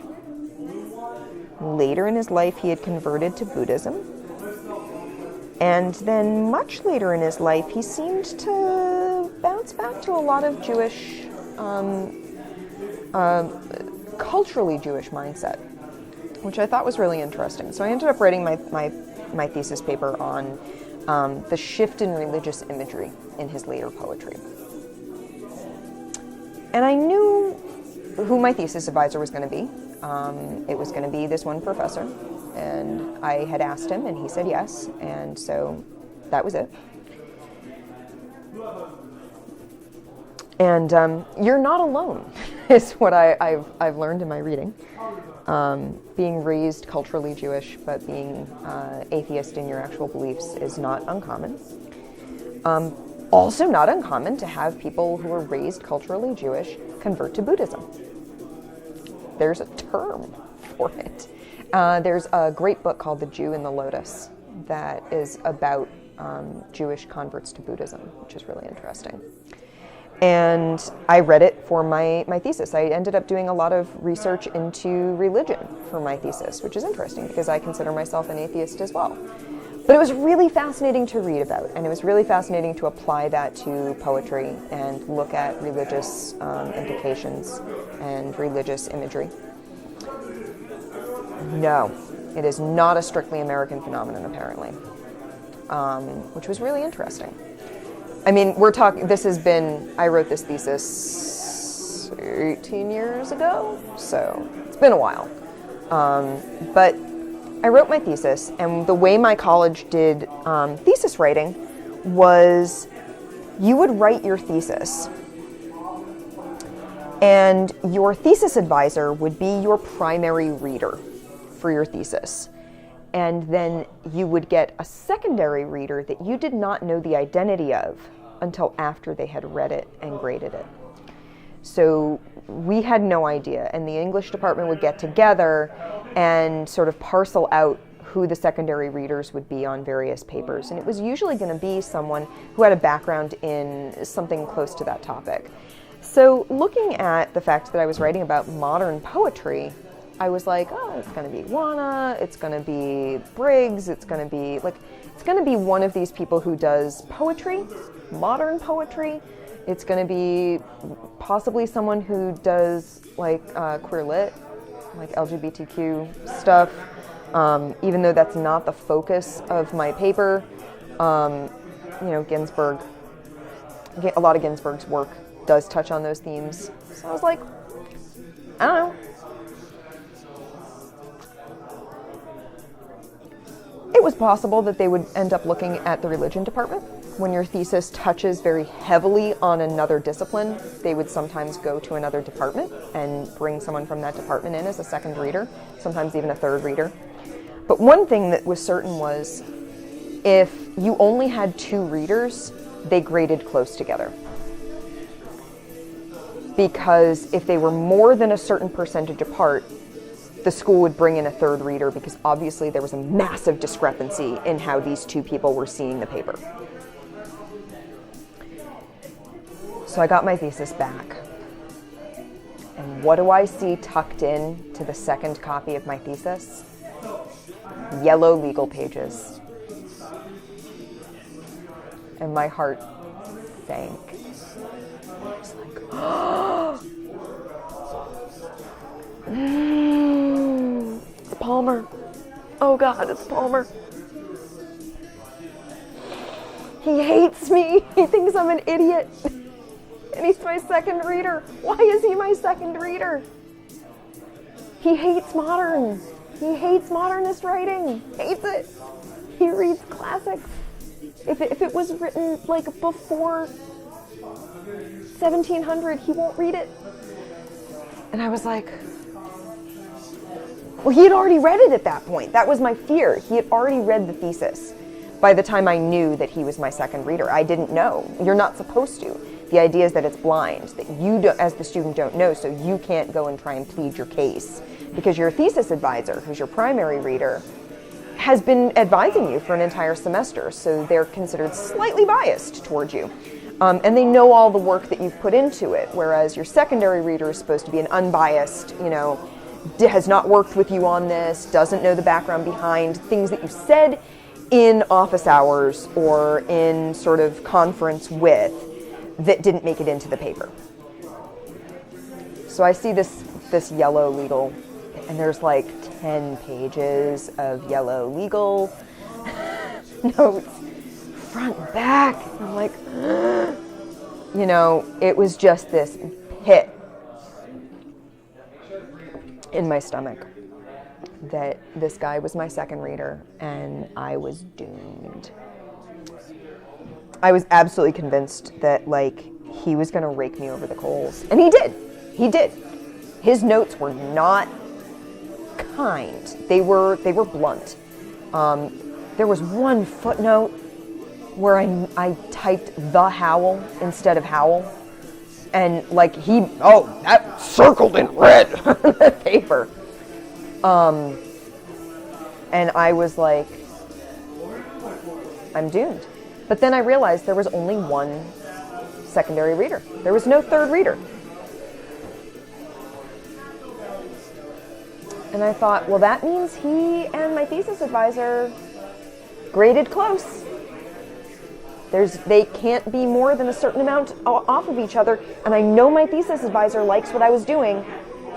He's read like 2/3 of this paper because we've been, I was going and talking to him regularly. So, but I didn't get to see my grade right away. I only got to see their notes. So I was still terrified. And then I got my my grade, and my grade was like the equivalent of basically a 95% out of 100. So to this day, I suspect he requested to be my second reader because he wanted to see if I was actually even remotely decent, and if like it had been a fluke that I had this bad experience in his class. And I think I proved myself. I proved that I knew what I was a good, literary analyst.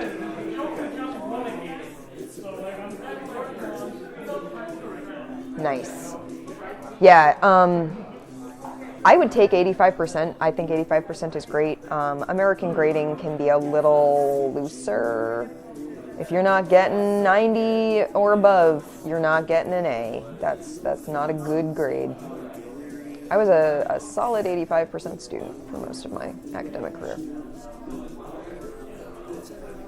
So yeah, having actual constructive criticism is great. And I was so terrified that that's not what this guy was giving me. But it turned out that it was. It was what he was giving me. I was just terrified of him. But it all turned out okay. I got a really good grade on my my thesis. My thesis advisor tried to convince me to go to grad school for English Lit. I knew I wasn't going to be able to do anything but academics if I did that, and I didn't want to go into academics. I wanted to go to library school and be a librarian. So I did not go to grad school for English Lit, but he actually came. My college, Bryn Mawr, does a tradition called Garden Party at the end of your senior year, where basically you have a little picnic. A bit redeemed, yeah. You have a little picnic for yourself and your family who has come in for graduation, and your friends, and you and your friends probably stake out some space on one of the lawns for like a whole big group, and you have a picnic, and it's a great time. And my thesis advisor came by my picnic spot and tried to convince my parents to convince me to go to grad school for English Lit, which was flattering, but I already knew I didn't want to do it.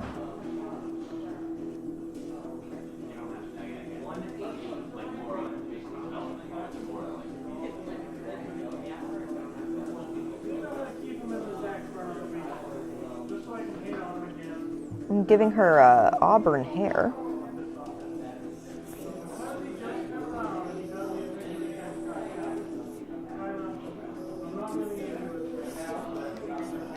Yeah, it was very flattering. I never talked with the other guy again, but I did feel like when I got my grade and realized that either my thesis advisor had given me a perfect score and he had given me like 2 marks down, or they had both given me sort of 1 step down from perfect. So I'll take either, honestly.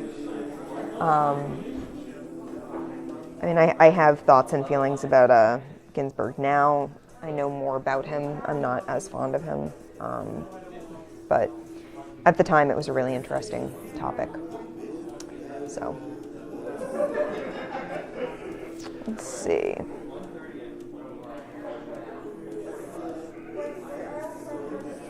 Let's do her boots. Her boots need work.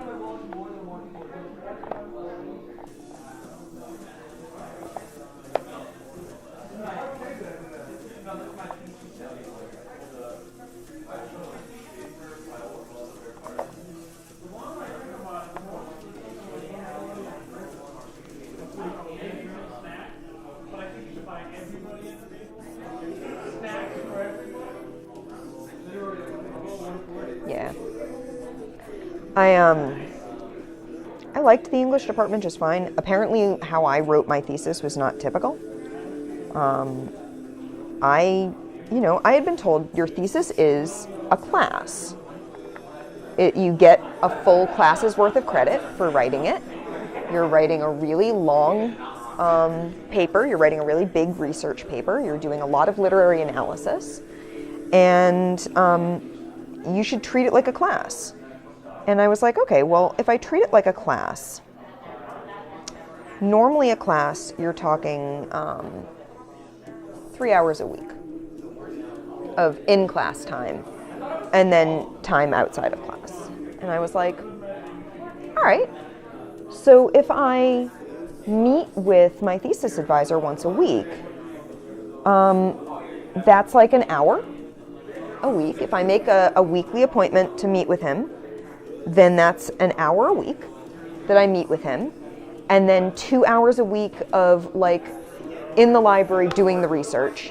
And then my out of class time is in my room, in my dorm, or at my boyfriend's apartment on the computer typing and writing and making notes and doing analysis. One of the things I discovered about what I was doing was that there was almost no existing criticism that was dealing with religious imagery. It was all dealing with like sexuality and stuff. There's more now, but at the time it was harder to find. And so I was doing a lot of original analysis. I didn't have a whole lot of other stuff to work with. And I treated it like a class. And I should have something new to show him every time I go meet with him. Every single time I go sit down with my thesis advisor, if I don't have new pages to show him of the actual thesis, I should have notes. I should have analysis that I'm working on. I should have a new article or other like piece of research material that I've found that we can talk about. So I treated it like it was a class. Apparently that's unusual, at least in my department. So that was kind of funny to realize. I was like, why wouldn't you treat it like that? Why wouldn't you do that? You have this professor at your disposal to like advise you. That's the point. Isn't that normal? Yeah, you would think so. Apparently not. Apparently there were students who would go the entire semester and never meet with their thesis advisor like after the initial meeting, which blew my mind.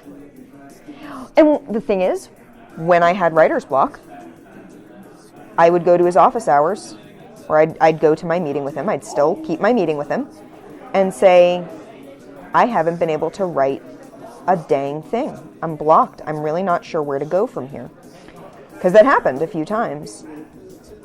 And I just sort of treated that like, here's my opportunity to sit down with another person and like bounce ideas at him. And he was great about that. He was like, okay, let's talk. Tell me what you're thinking about. Tell me where you're going. What poem are you looking at right now? Let's bring it up. Let's look at that poem. All right. Look at this. Look at this line. Let's look into that line. What does this make you think? Is there anything in what you've been reading? Let's let's think about this. And he'd ask me questions, and I would have to come up with answers. And every single time that happened, I left my meeting with him with new stuff to write. And I would go back to my room and get writing done. Every single time.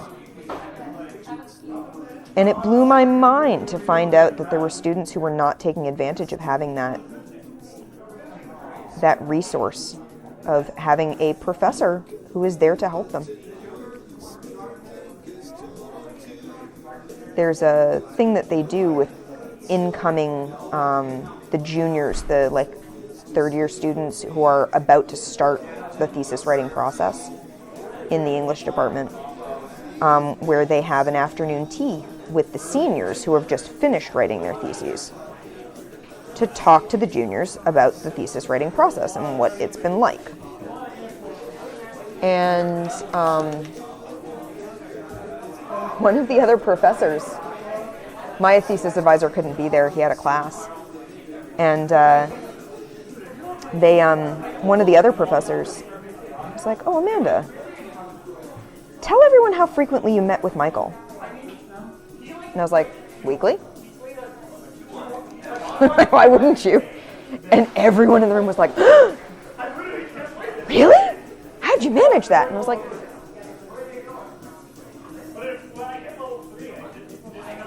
I scheduled it. I put it in my schedule as a weekly meeting with the professor. See, we don't call it that. We don't call it reading for a degree. Which I find calling it reading for a degree to be very sensible and very descriptive.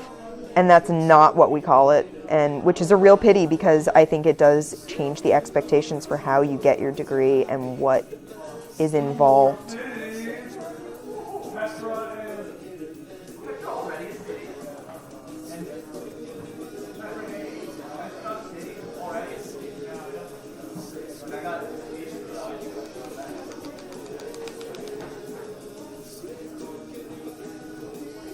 Yeah, we just call it getting a degree. You're studying a topic, but reading we don't say specifically reading.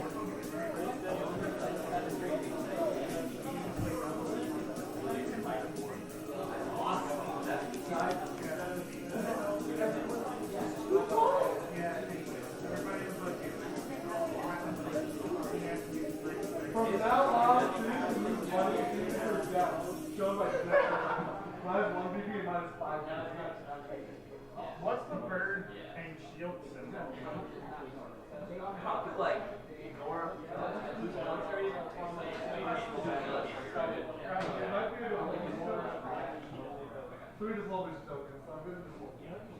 And that does something with whatever city we have. Oh, and we have another score back. Ah, nice. But it's unfortunate that that one doesn't have the leader. But it does. On ahead. And another Actress 7 Wonders available on the App Store.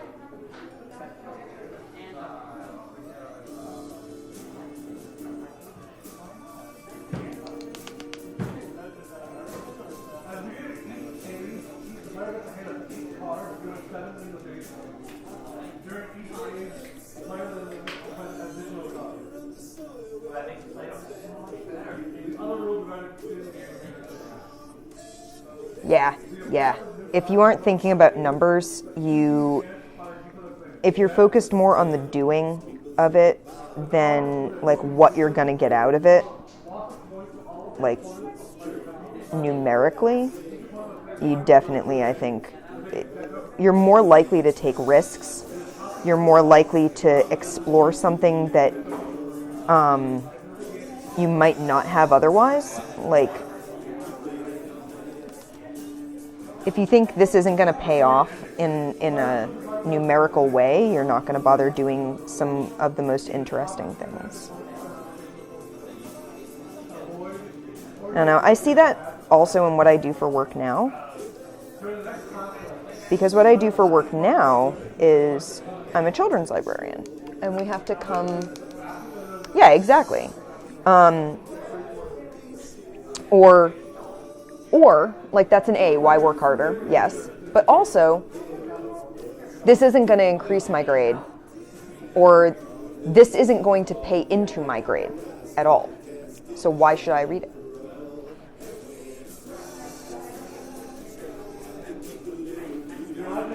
And I was always like, at work now, everything matters in terms of our numbers. You could run 10 programs, but if those 10 programs aren't like towards one of our strategic plan goals, then they don't matter. You could get 100 people at that program, and yeah, that's great. You got 100 people to come to a library program. Super. Is it a science program? No. Is it a cultural program? No. Is it a literacy program? No. Doesn't count. Doesn't count. I mean, you get to say you had X number of people, but it leads to us not taking risks with programs. And like, it leads to us saying, that's not going to pay off numerically for me, so I'm not going to bother. And I find that to be a pity, because it means that you don't get to try new things as much. You're only trying sure things, and that leads to stagnation, I feel like. It leads to feeling like the only thing you can do is what you're already doing. And I think that's a shame. It's a real pity.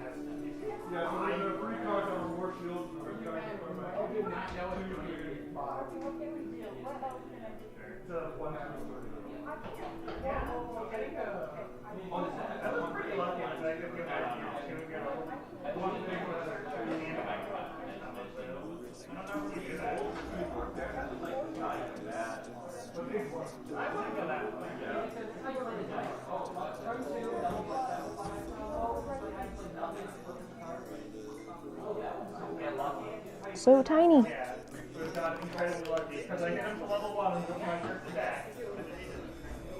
mom was teaching, she'd always send a student away without telling them their grade and said, it's not good enough, you need to fix this.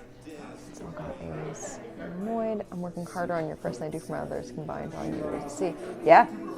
That idea of like, if I can pass the class, that's all I need to do. No, strive for more.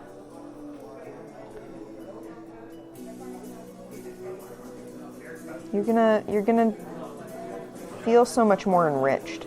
There were definitely things that like I've done for school. Did I end up needing to go out to sea and spend 2 weeks at sea?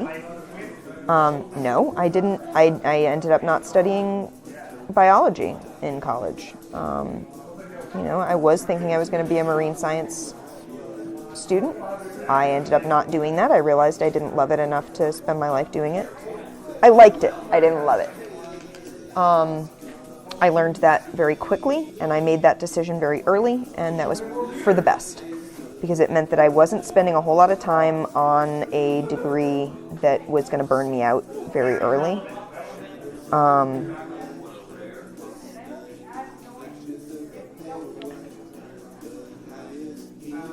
But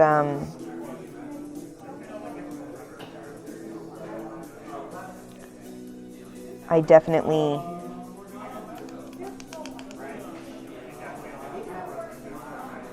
didn't need to go to sea. I didn't have to. As it turns out, was it a massively enriching experience in my life that I'm thrilled to have done, that was harder than almost anything else I've ever done in my life and worth every second of it? Yep, sure was.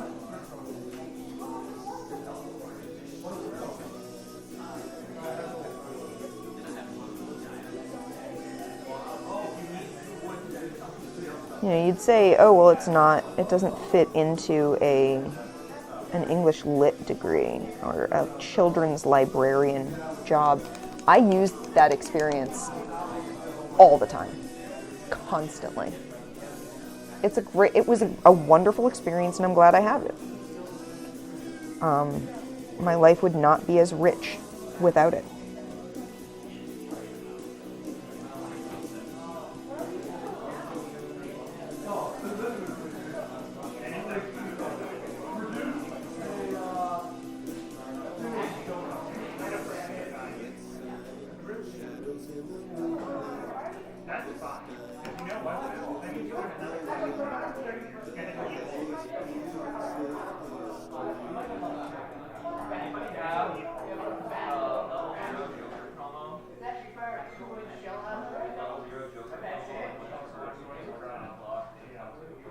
Okay.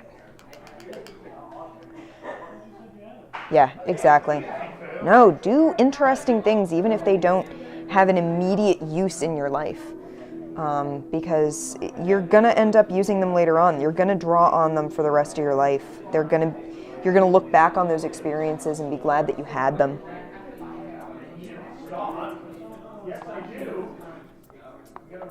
I'm glad I had them. Like I said, if I hadn't had them, my life would be poorer. My life would be a lot less rich. I know that's cheating, but I mean, You have to be reasonable sometimes and go, I don't have the time or the money to do the resources to do this thing. But if you can do it.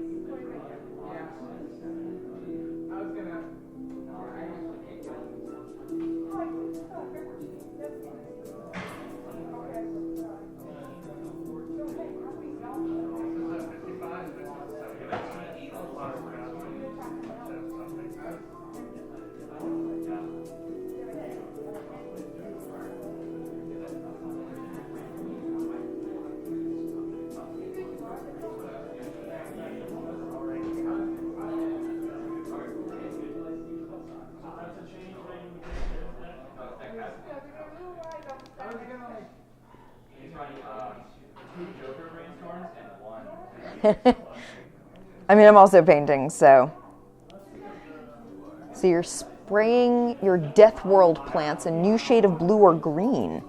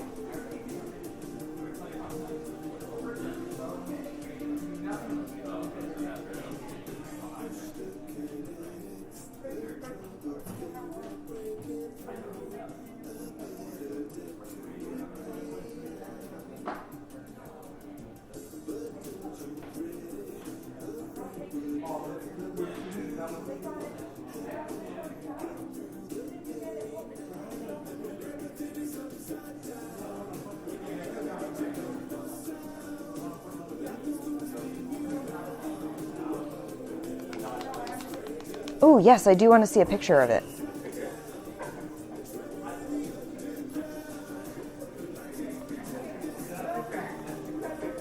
Oh, no.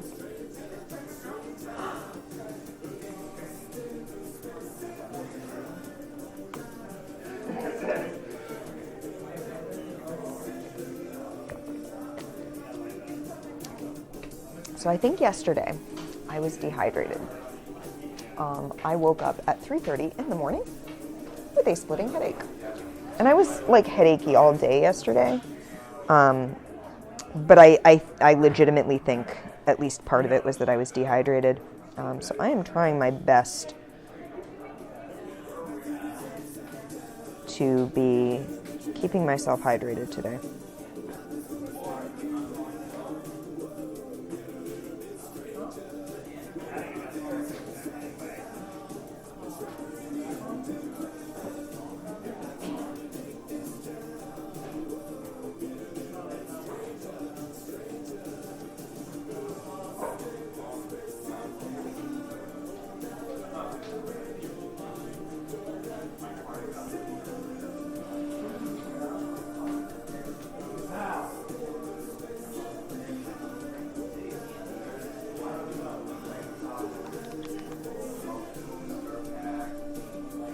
I will look.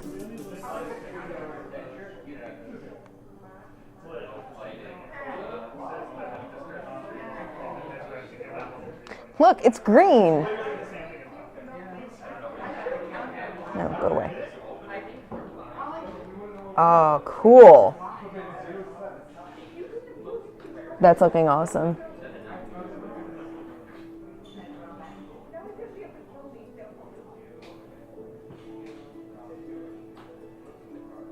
Yeah, I mean, I can see the airbrush adds a lot in terms of being able to do like shading and stuff like that.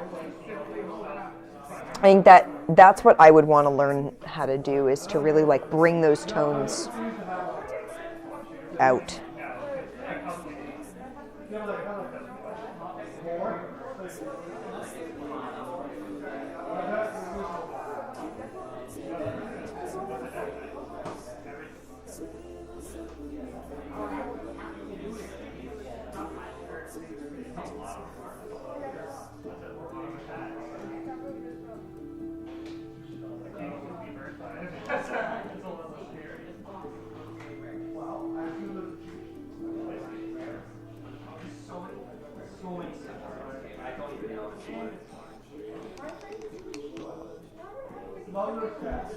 The player has a commercial rebate of 1 point on revenue produced by Motherboard.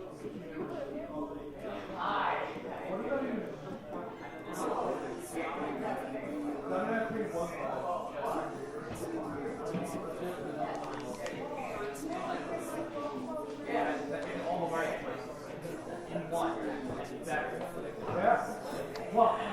See, that's the thing. Some people are really good at blending with a brush. I've found that if I do wet blending, that works a lot better for me, but it's tough. It's tough. I'm really liking her. I'm really happy with what's going on with her right now.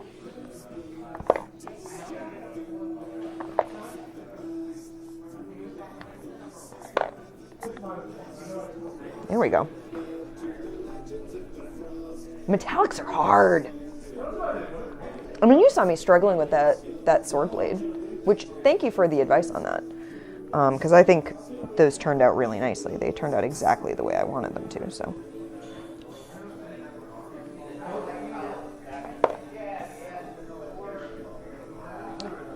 This is one of my favorite songs by this artist.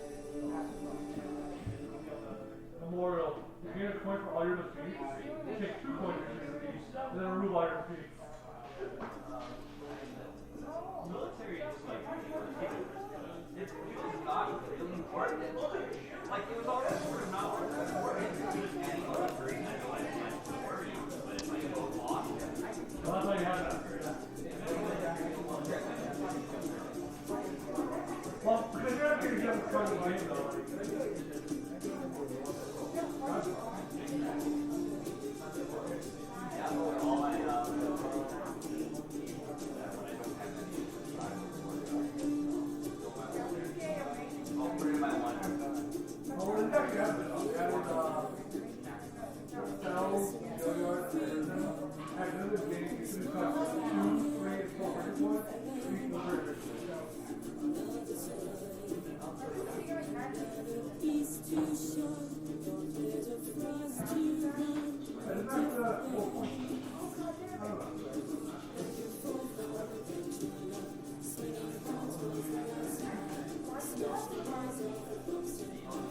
You are not dying, Joe.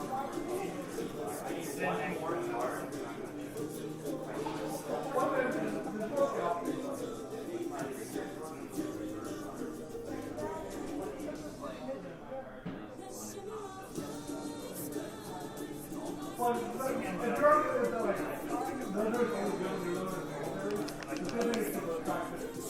Yeah, stencils can be fun. I've done like sponge painting with stencils before, not on models, but in like set design stuff.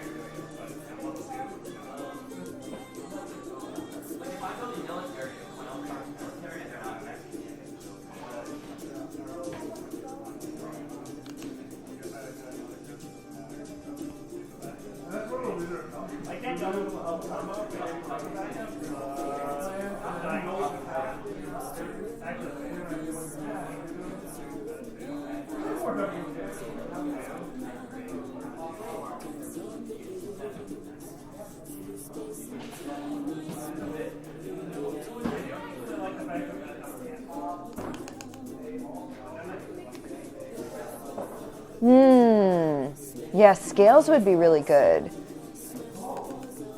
I don't know if they've ever brought this show over to the UK, but there's a show on the Sci-Fi Channel here in the US that is about like special effects makeup. It's called Face Off. And it's a like reality competition, but all about like special effects makeup stuff. And one of the things one of the makeup artists did once to do scales as a stencil was she took a popsicle stick and cut the end of it into a point, so it's like a curved point almost, and used that with an airbrush. It's really, you can find some videos from it. She used that as an airbrush, so it was like, imagine that this is the end of the popsicle stick. She would hold it up against the like skin that she was doing and spray, but she would hold it up like this so that the point was going down, and she'd spray, spray, spray, so that it was the undertone, so the shadowed tone of what the scale would be. It was so well done. It was really, really well done.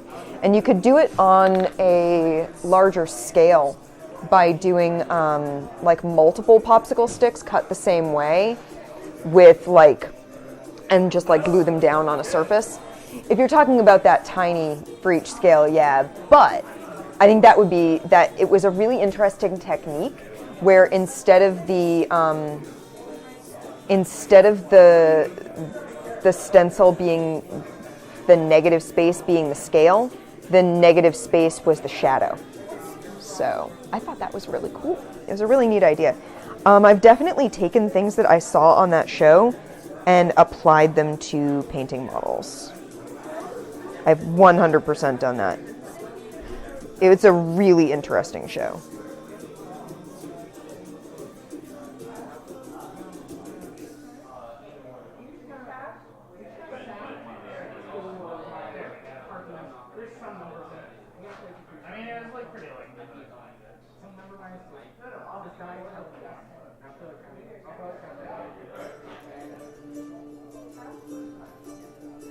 What do we think about the shading on her? She's gonna get a wash. I'm really happy with the shading on her jacket though.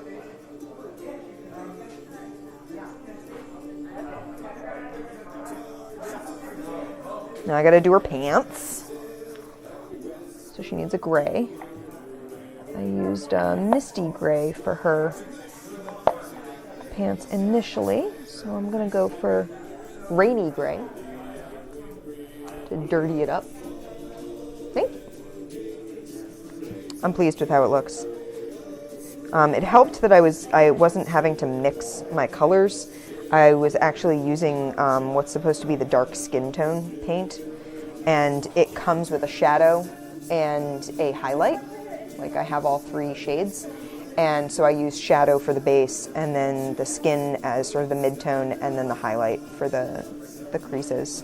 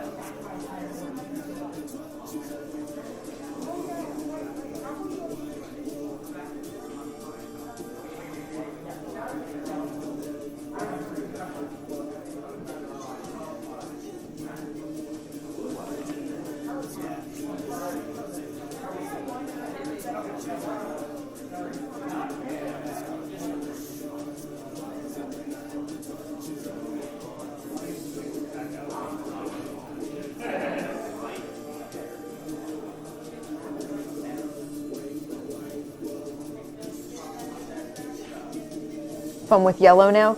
Yellow can be a really great highlight color. I hate painting with it like with a brush because it goes on weird, but I know, I feel like an airbrush would fix a lot of the problems that I have with white. I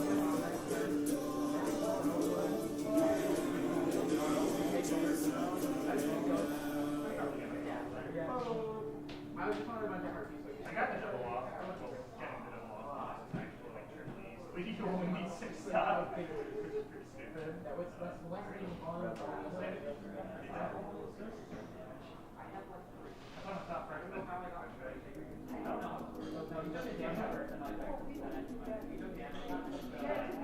You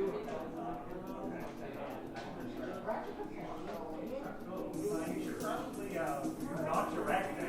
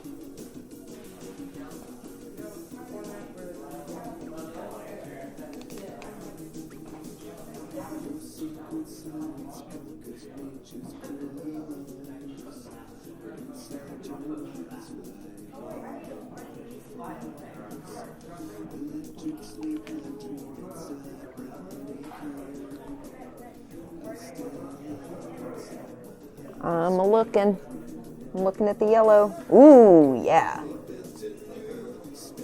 Nice.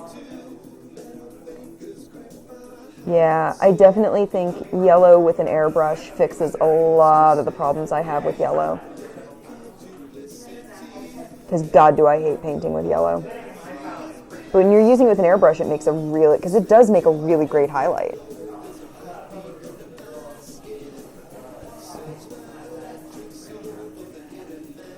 Okay.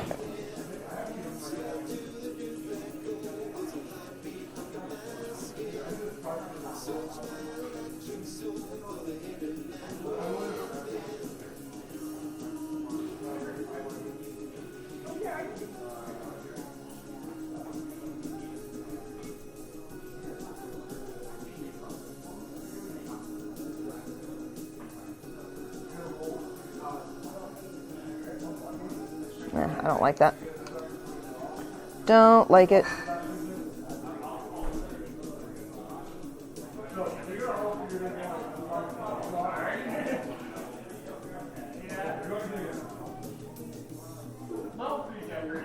Gonna go over it with brown.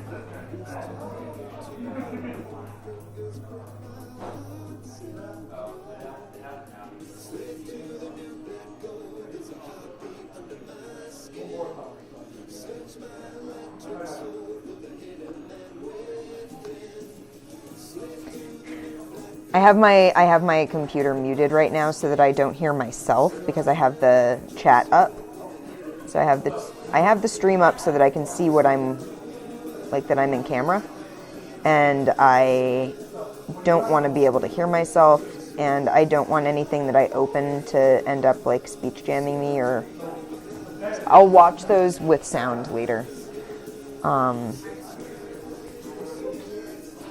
Obviously, I don't have a problem with people being British at me.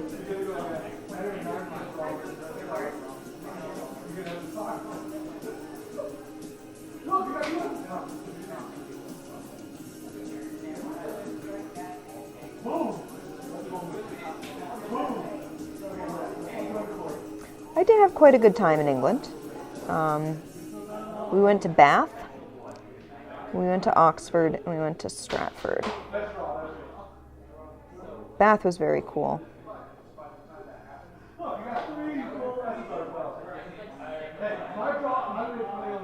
I would like to go back to England at some point. I want to go to Wales. Yeah. I want to go to Wales. Never been. Learned all this Welsh. I might as well actually go to Wales and use it. I have a friend who lives in Wales. She's a American expat. She got married, moved to Wales. And she lives within like spitting distance of Portmeirion. So I've like been telling her for ages, I'm like, I'm gonna show up. I'm gonna go get a weather balloon, take pictures with it on the beach. I'm gonna be the biggest tourist.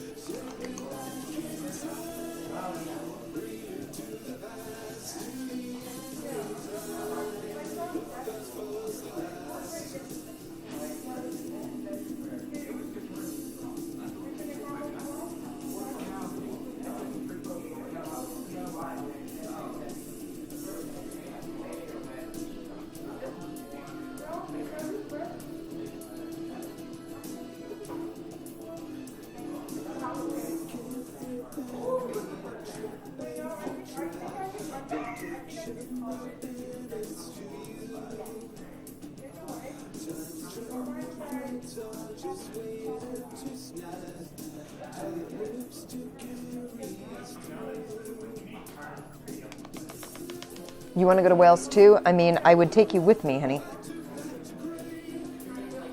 I'm not going to Wales alone.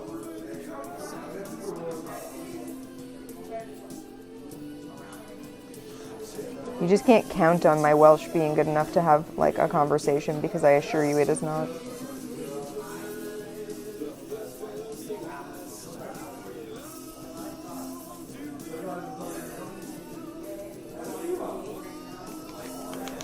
You think England is raining? Oh, I am well aware of how wet Wales is. When I was a kid, I read The Dark is Rising by Susan Cooper, who actually lives local to us now, which is very interesting. But I guess her husband is from the US, so. But in the third book, the main character goes to Wales, and there's a line about, he's like, oh, it's finally sunny. And one of the other characters is like, yeah, you're in Wales. Sunny is the exception here. The Welsh mostly all speak English, I know. In which case they all only speak Welsh. Funny that? Yeah, that sounds about right.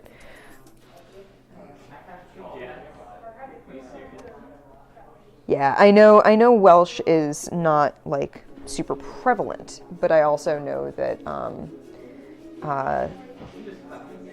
it would be fun to be able to at least say like hi and how are you and stuff in Welsh. Good morning. Bore da. Fiercely proud of it, yeah.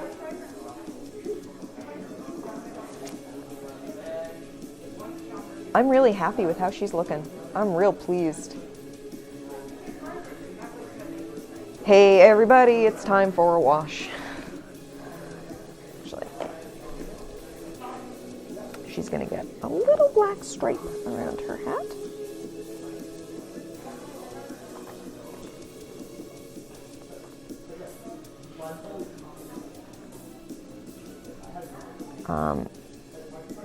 I just think the Welsh language is super cool.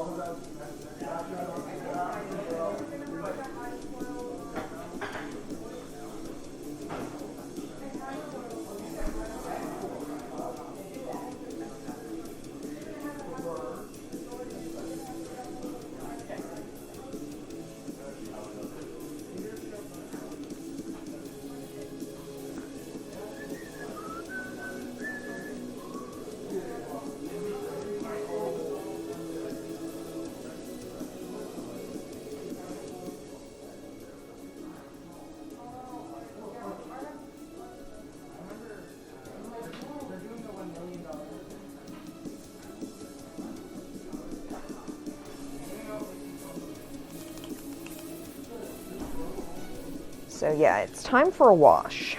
I think I'm gonna do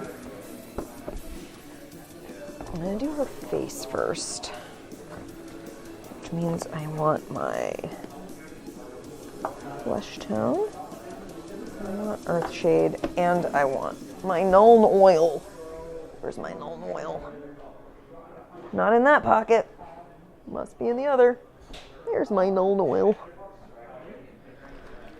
Time for all the washes.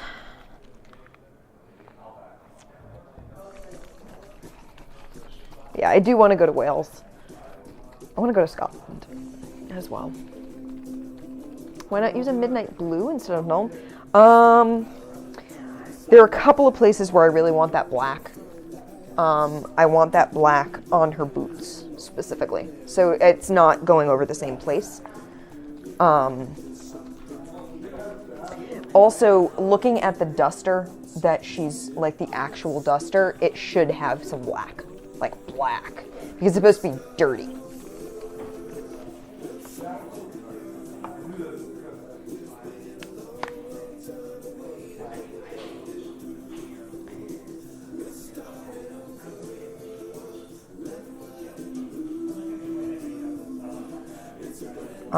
It's more for the dirt effect that I'm going with. Like that jacket is filthy. And she also has these gray pants on that I want the earth shade on.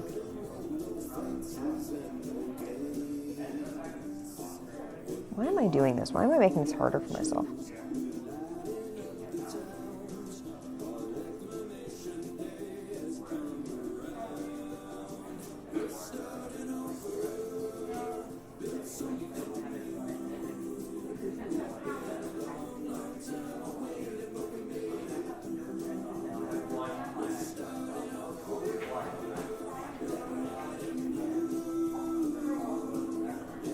I'm going to end up highlighting her hair a bit, but I'm going to put a wash on it right now. And I did her hair as like auburn, so we're going to use the sepia for that.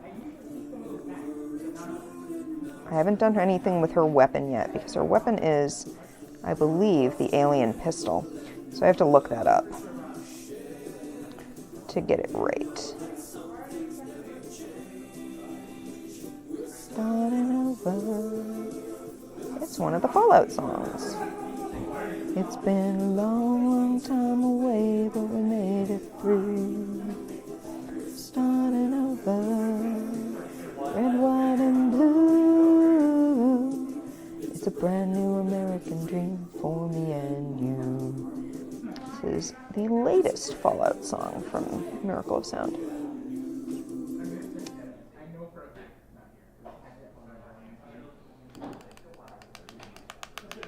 That's true. That's very true. I do have the blue. I have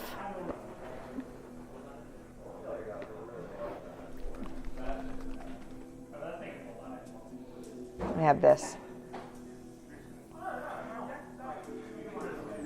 But it's very blue. It's blue. And I'm so happy with the shading on her coat. I'm nervous about putting blue onto it. I'll be honest. I was more going to do the earth shade to make it dirty. A tiny bit of blue. It's very blue.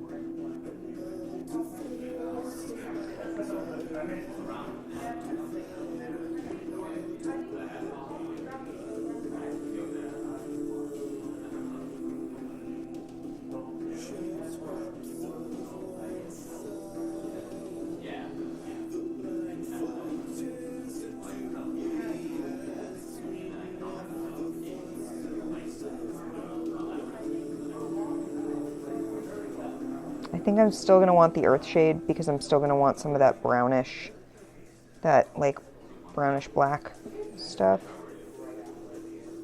And I'm still going to do the Null Oil on her boots because her boots are black, so.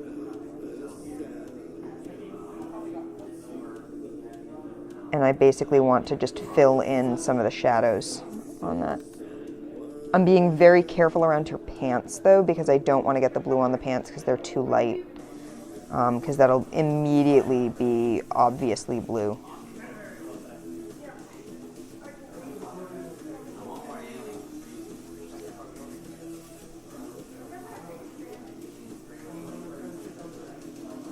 Yeah, on the dark brown, it's looking good. I am gonna go back and do more highlighting on her.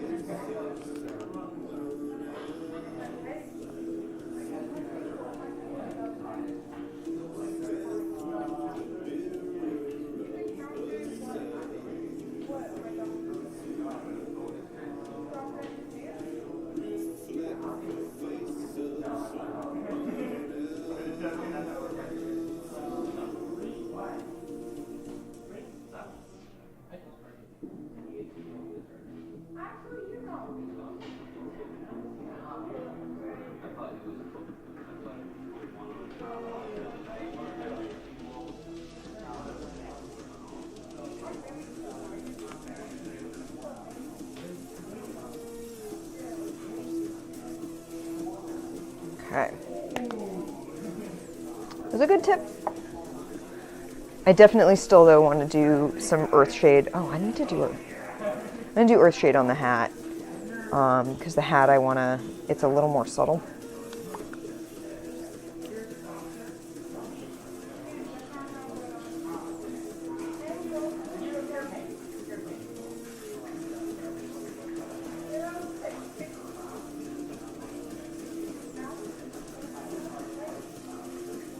And I want the hat to look a little different than the duster also.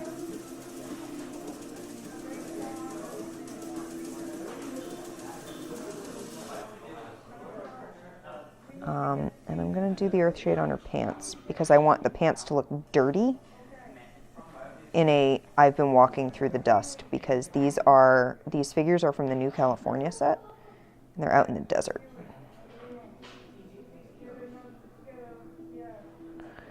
So I want the pants to read as like dirt.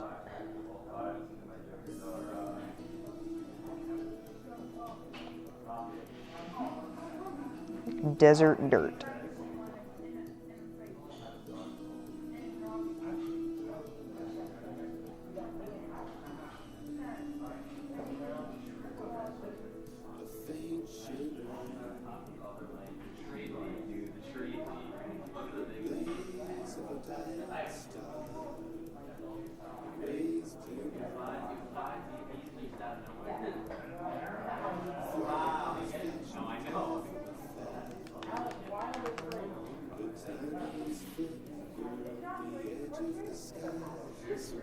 Thank you. And like I said, thank you for the tip. That worked really well. It was perfect for the duster. It wouldn't have worked on the pants, but it was absolutely perfect for the duster. All right, and then Null Oil for the boots, which was my original intent. But yeah, I think that the blue worked better than the Earthshade would have for the duster. I mean, the Earthshade would have been okay on the duster, but yeah, the blue definitely gives it a depth.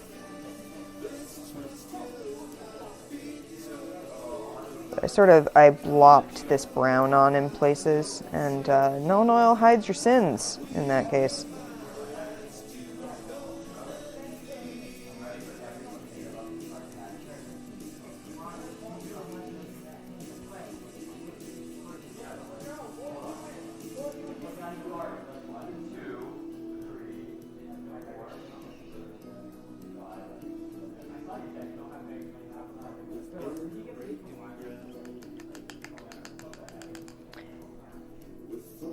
Yeah.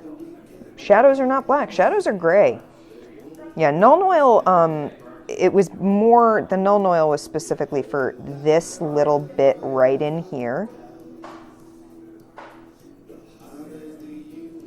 to get that nice and dark.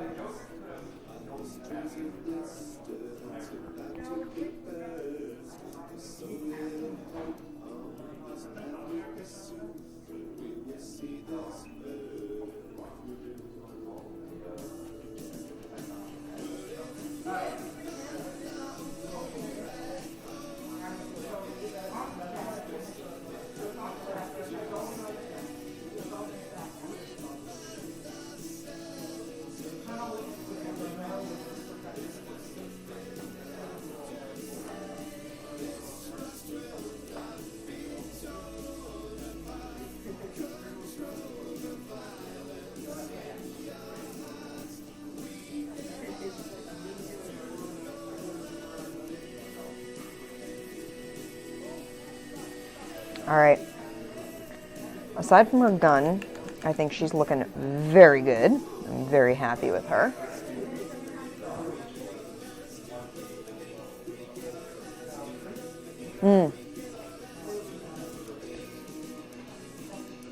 I'm really pleased with how she's looking right now. I'm going to put her aside, let her sit for a little bit.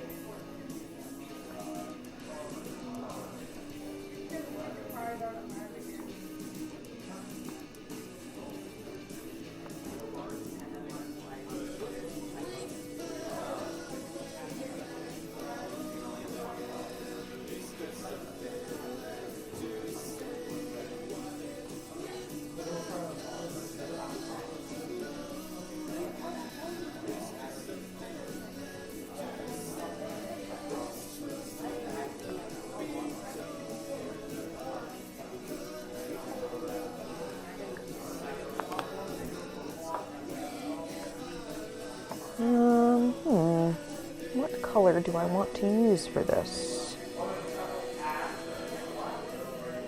That's definitely a metallic on his arm.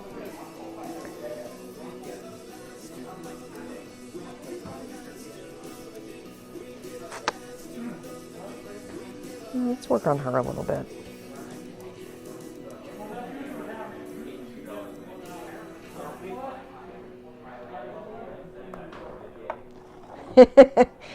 You're gonna have clown hands doing all that airbrushing.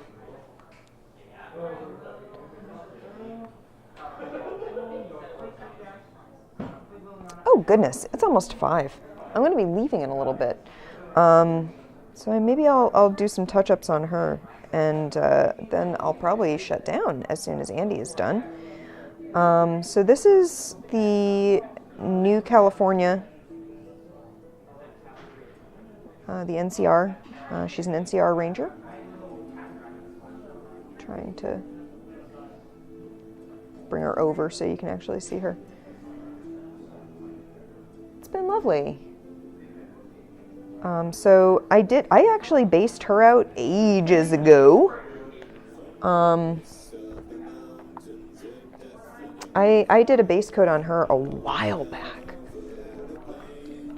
Yeah, no, black is not going to be the weapon on her. So all of these weapons are actually from the games. So this is the alien pistol. This is a sniper rifle. One of my preferred weapons in the game. This looks like it's a grenade. Actually, it looks like a cryo grenade, which is interesting. And he's got a plasma rifle. So each of these characters has a weapon that canonically exists in the game. And so I want to look at the weapons for the game because they do have very specific looks. Like these plasma guns have like bright green, like we're talking that shade of green in those little pits. Well, I didn't end up doing any Starship Samurai today. Maybe I'll break that out next time. So for example,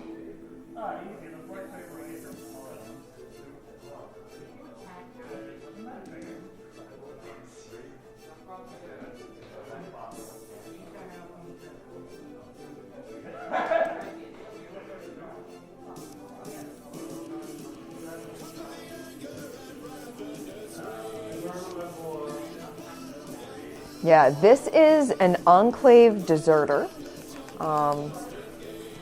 or Enclave, what do they call them?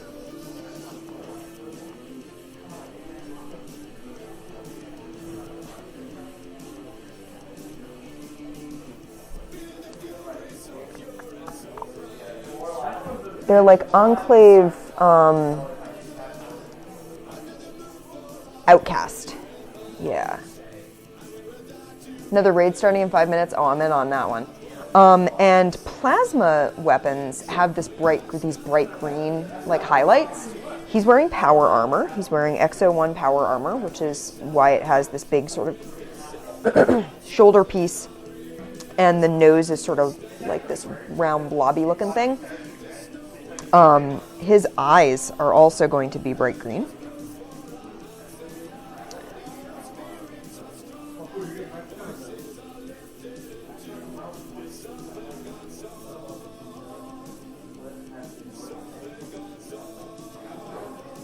So yeah, the weapons do have like a very specific look. Each of the weapons has a very specific, oh yeah, that would be great. Each of the weapons does have a very specific look to them, and I did reference research prior to coming on the stream today so that I had reference photos up for all of the armor. I did not have reference photos up for all of the weapons.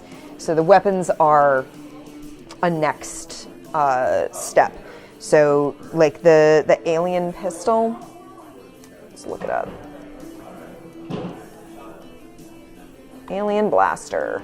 It's definitely the alien blaster. It's got like this little ring right here is like a bright blue, and around the tip here, it also has a bright blue. It's got some bright blue here. It's basically like a dark gray metallic and a mahogany. Excuse me. So they all have very specific looks to them, and I want to get those right. I want to make sure I get those right. I'm gonna take the opportunity. So Andy says there's another raid in 5 minutes, so Pokemon Go might take precedence to this. The original shade of green that I used, I'm not 100% happy with. Wow, that got all over my hands very quickly. I'm not happy with that either. This is more like it.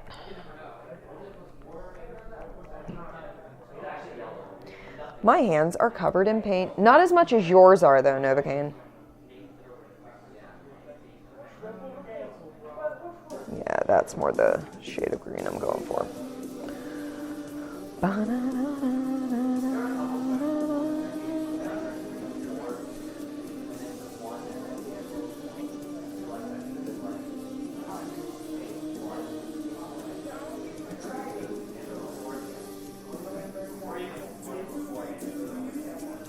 I'm actually probably going to end up doing like some camo on her.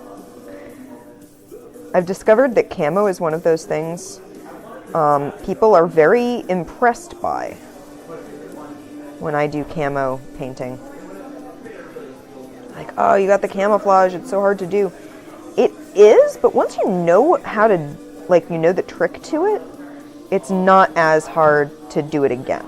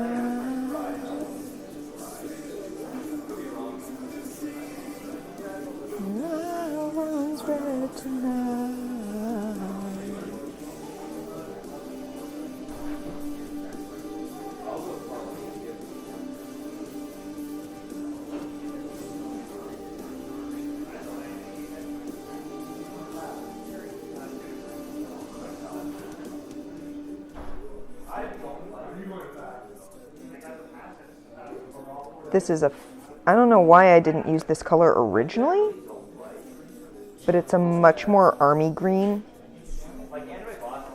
than the color that I had done the original base coat in. I don't know why I used more of a mossy green and not this. Starting the raid now.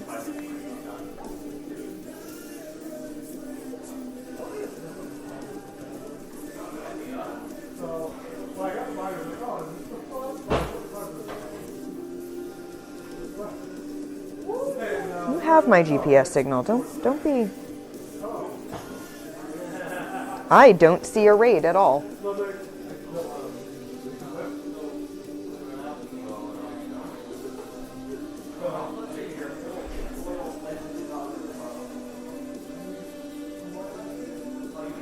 It's not showing me the raid at all. I have to restart it again.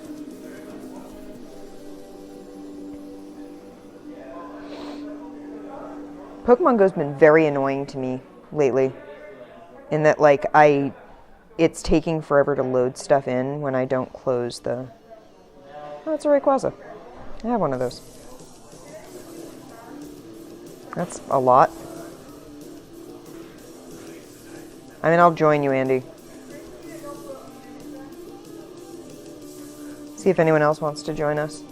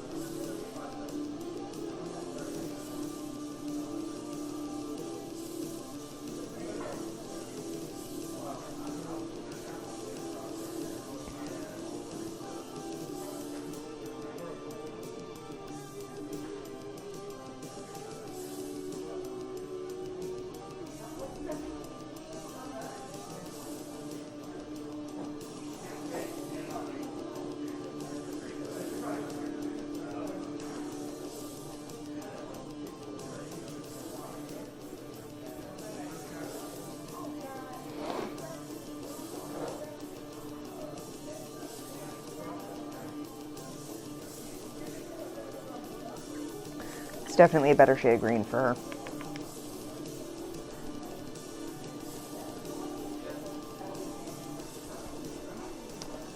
Let's look up New California.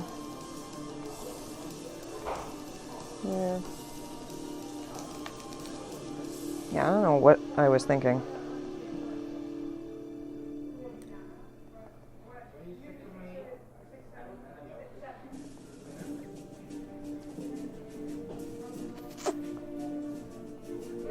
Those boots are gonna be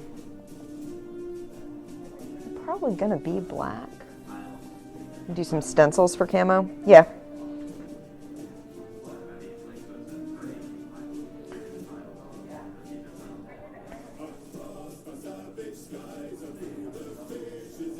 I feel like I need to do her helmet, like the non-metal parts of her helmet.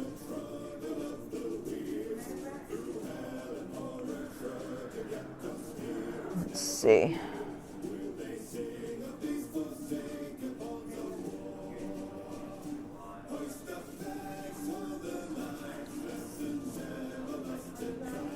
I'm gonna do, they're like black tactical straps.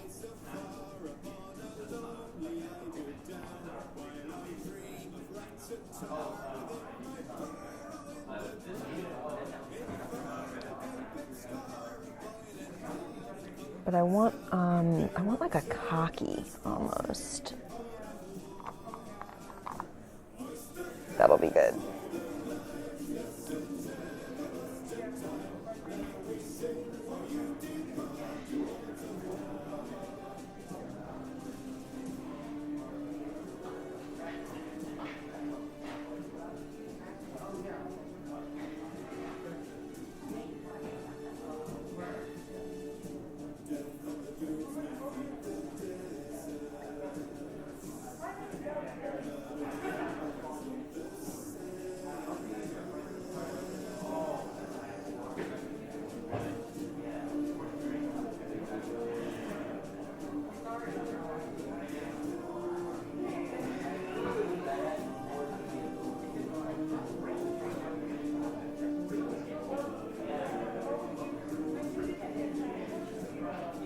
Okay.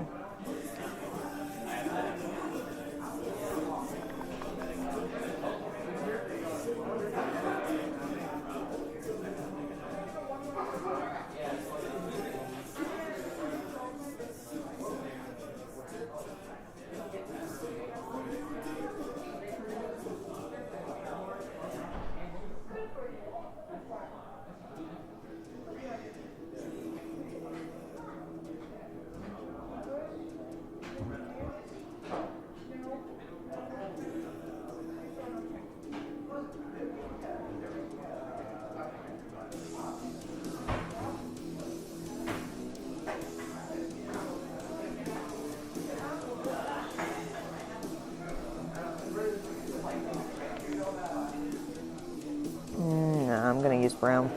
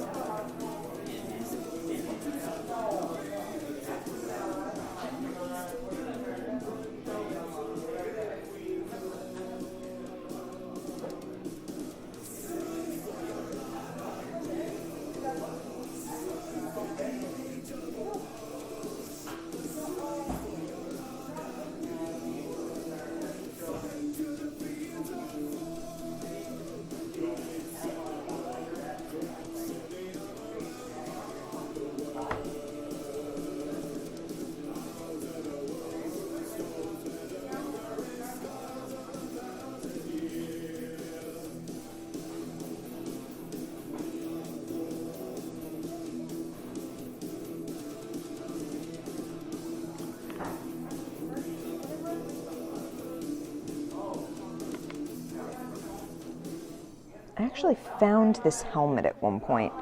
Now, of course, I can't for the life of me remember what it was called when I found it.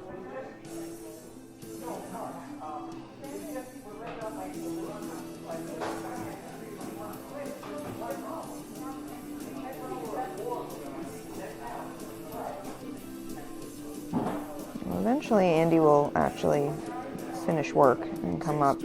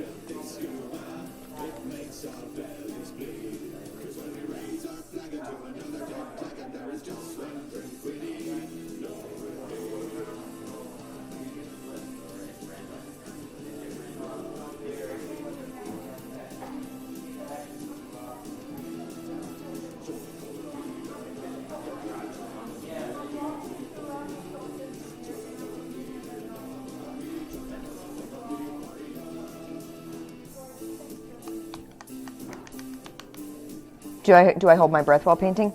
I haven't really noticed. For like detail. I know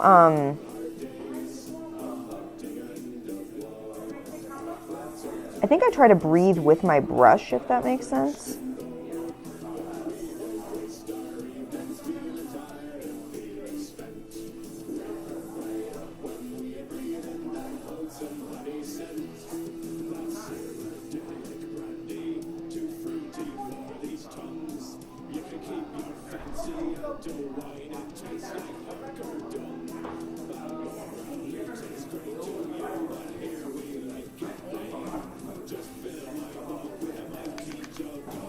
Yeah, exactly. Like in and then out, depending on the stroke that I'm doing.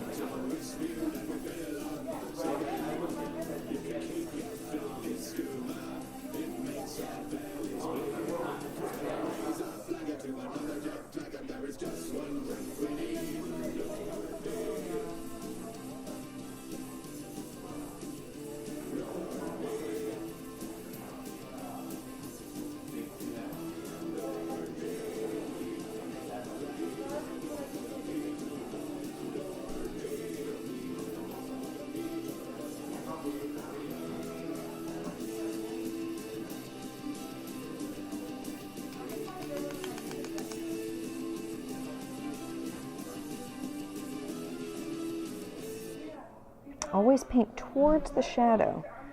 I like that.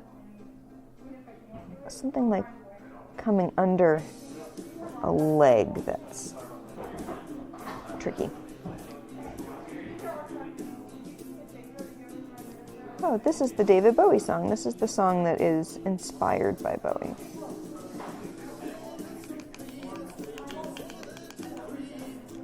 That's a good idea.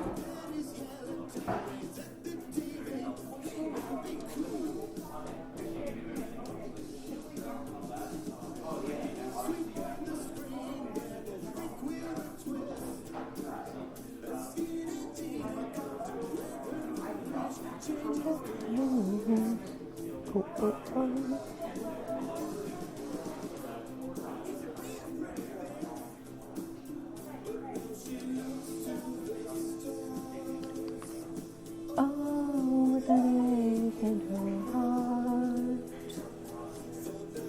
and who rock the world is going home.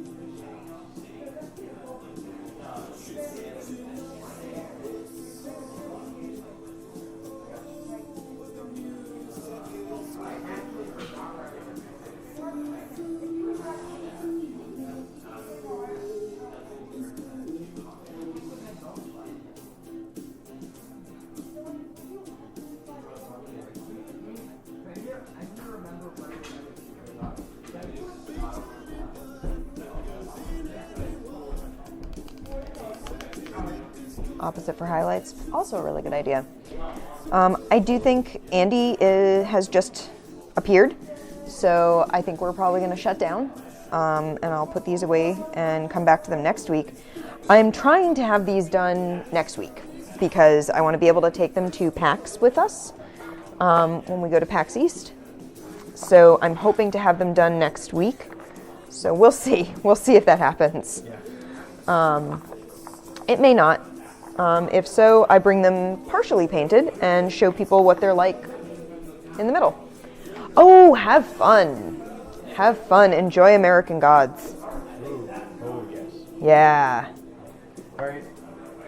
And I'll see you next time. Bye. Bye.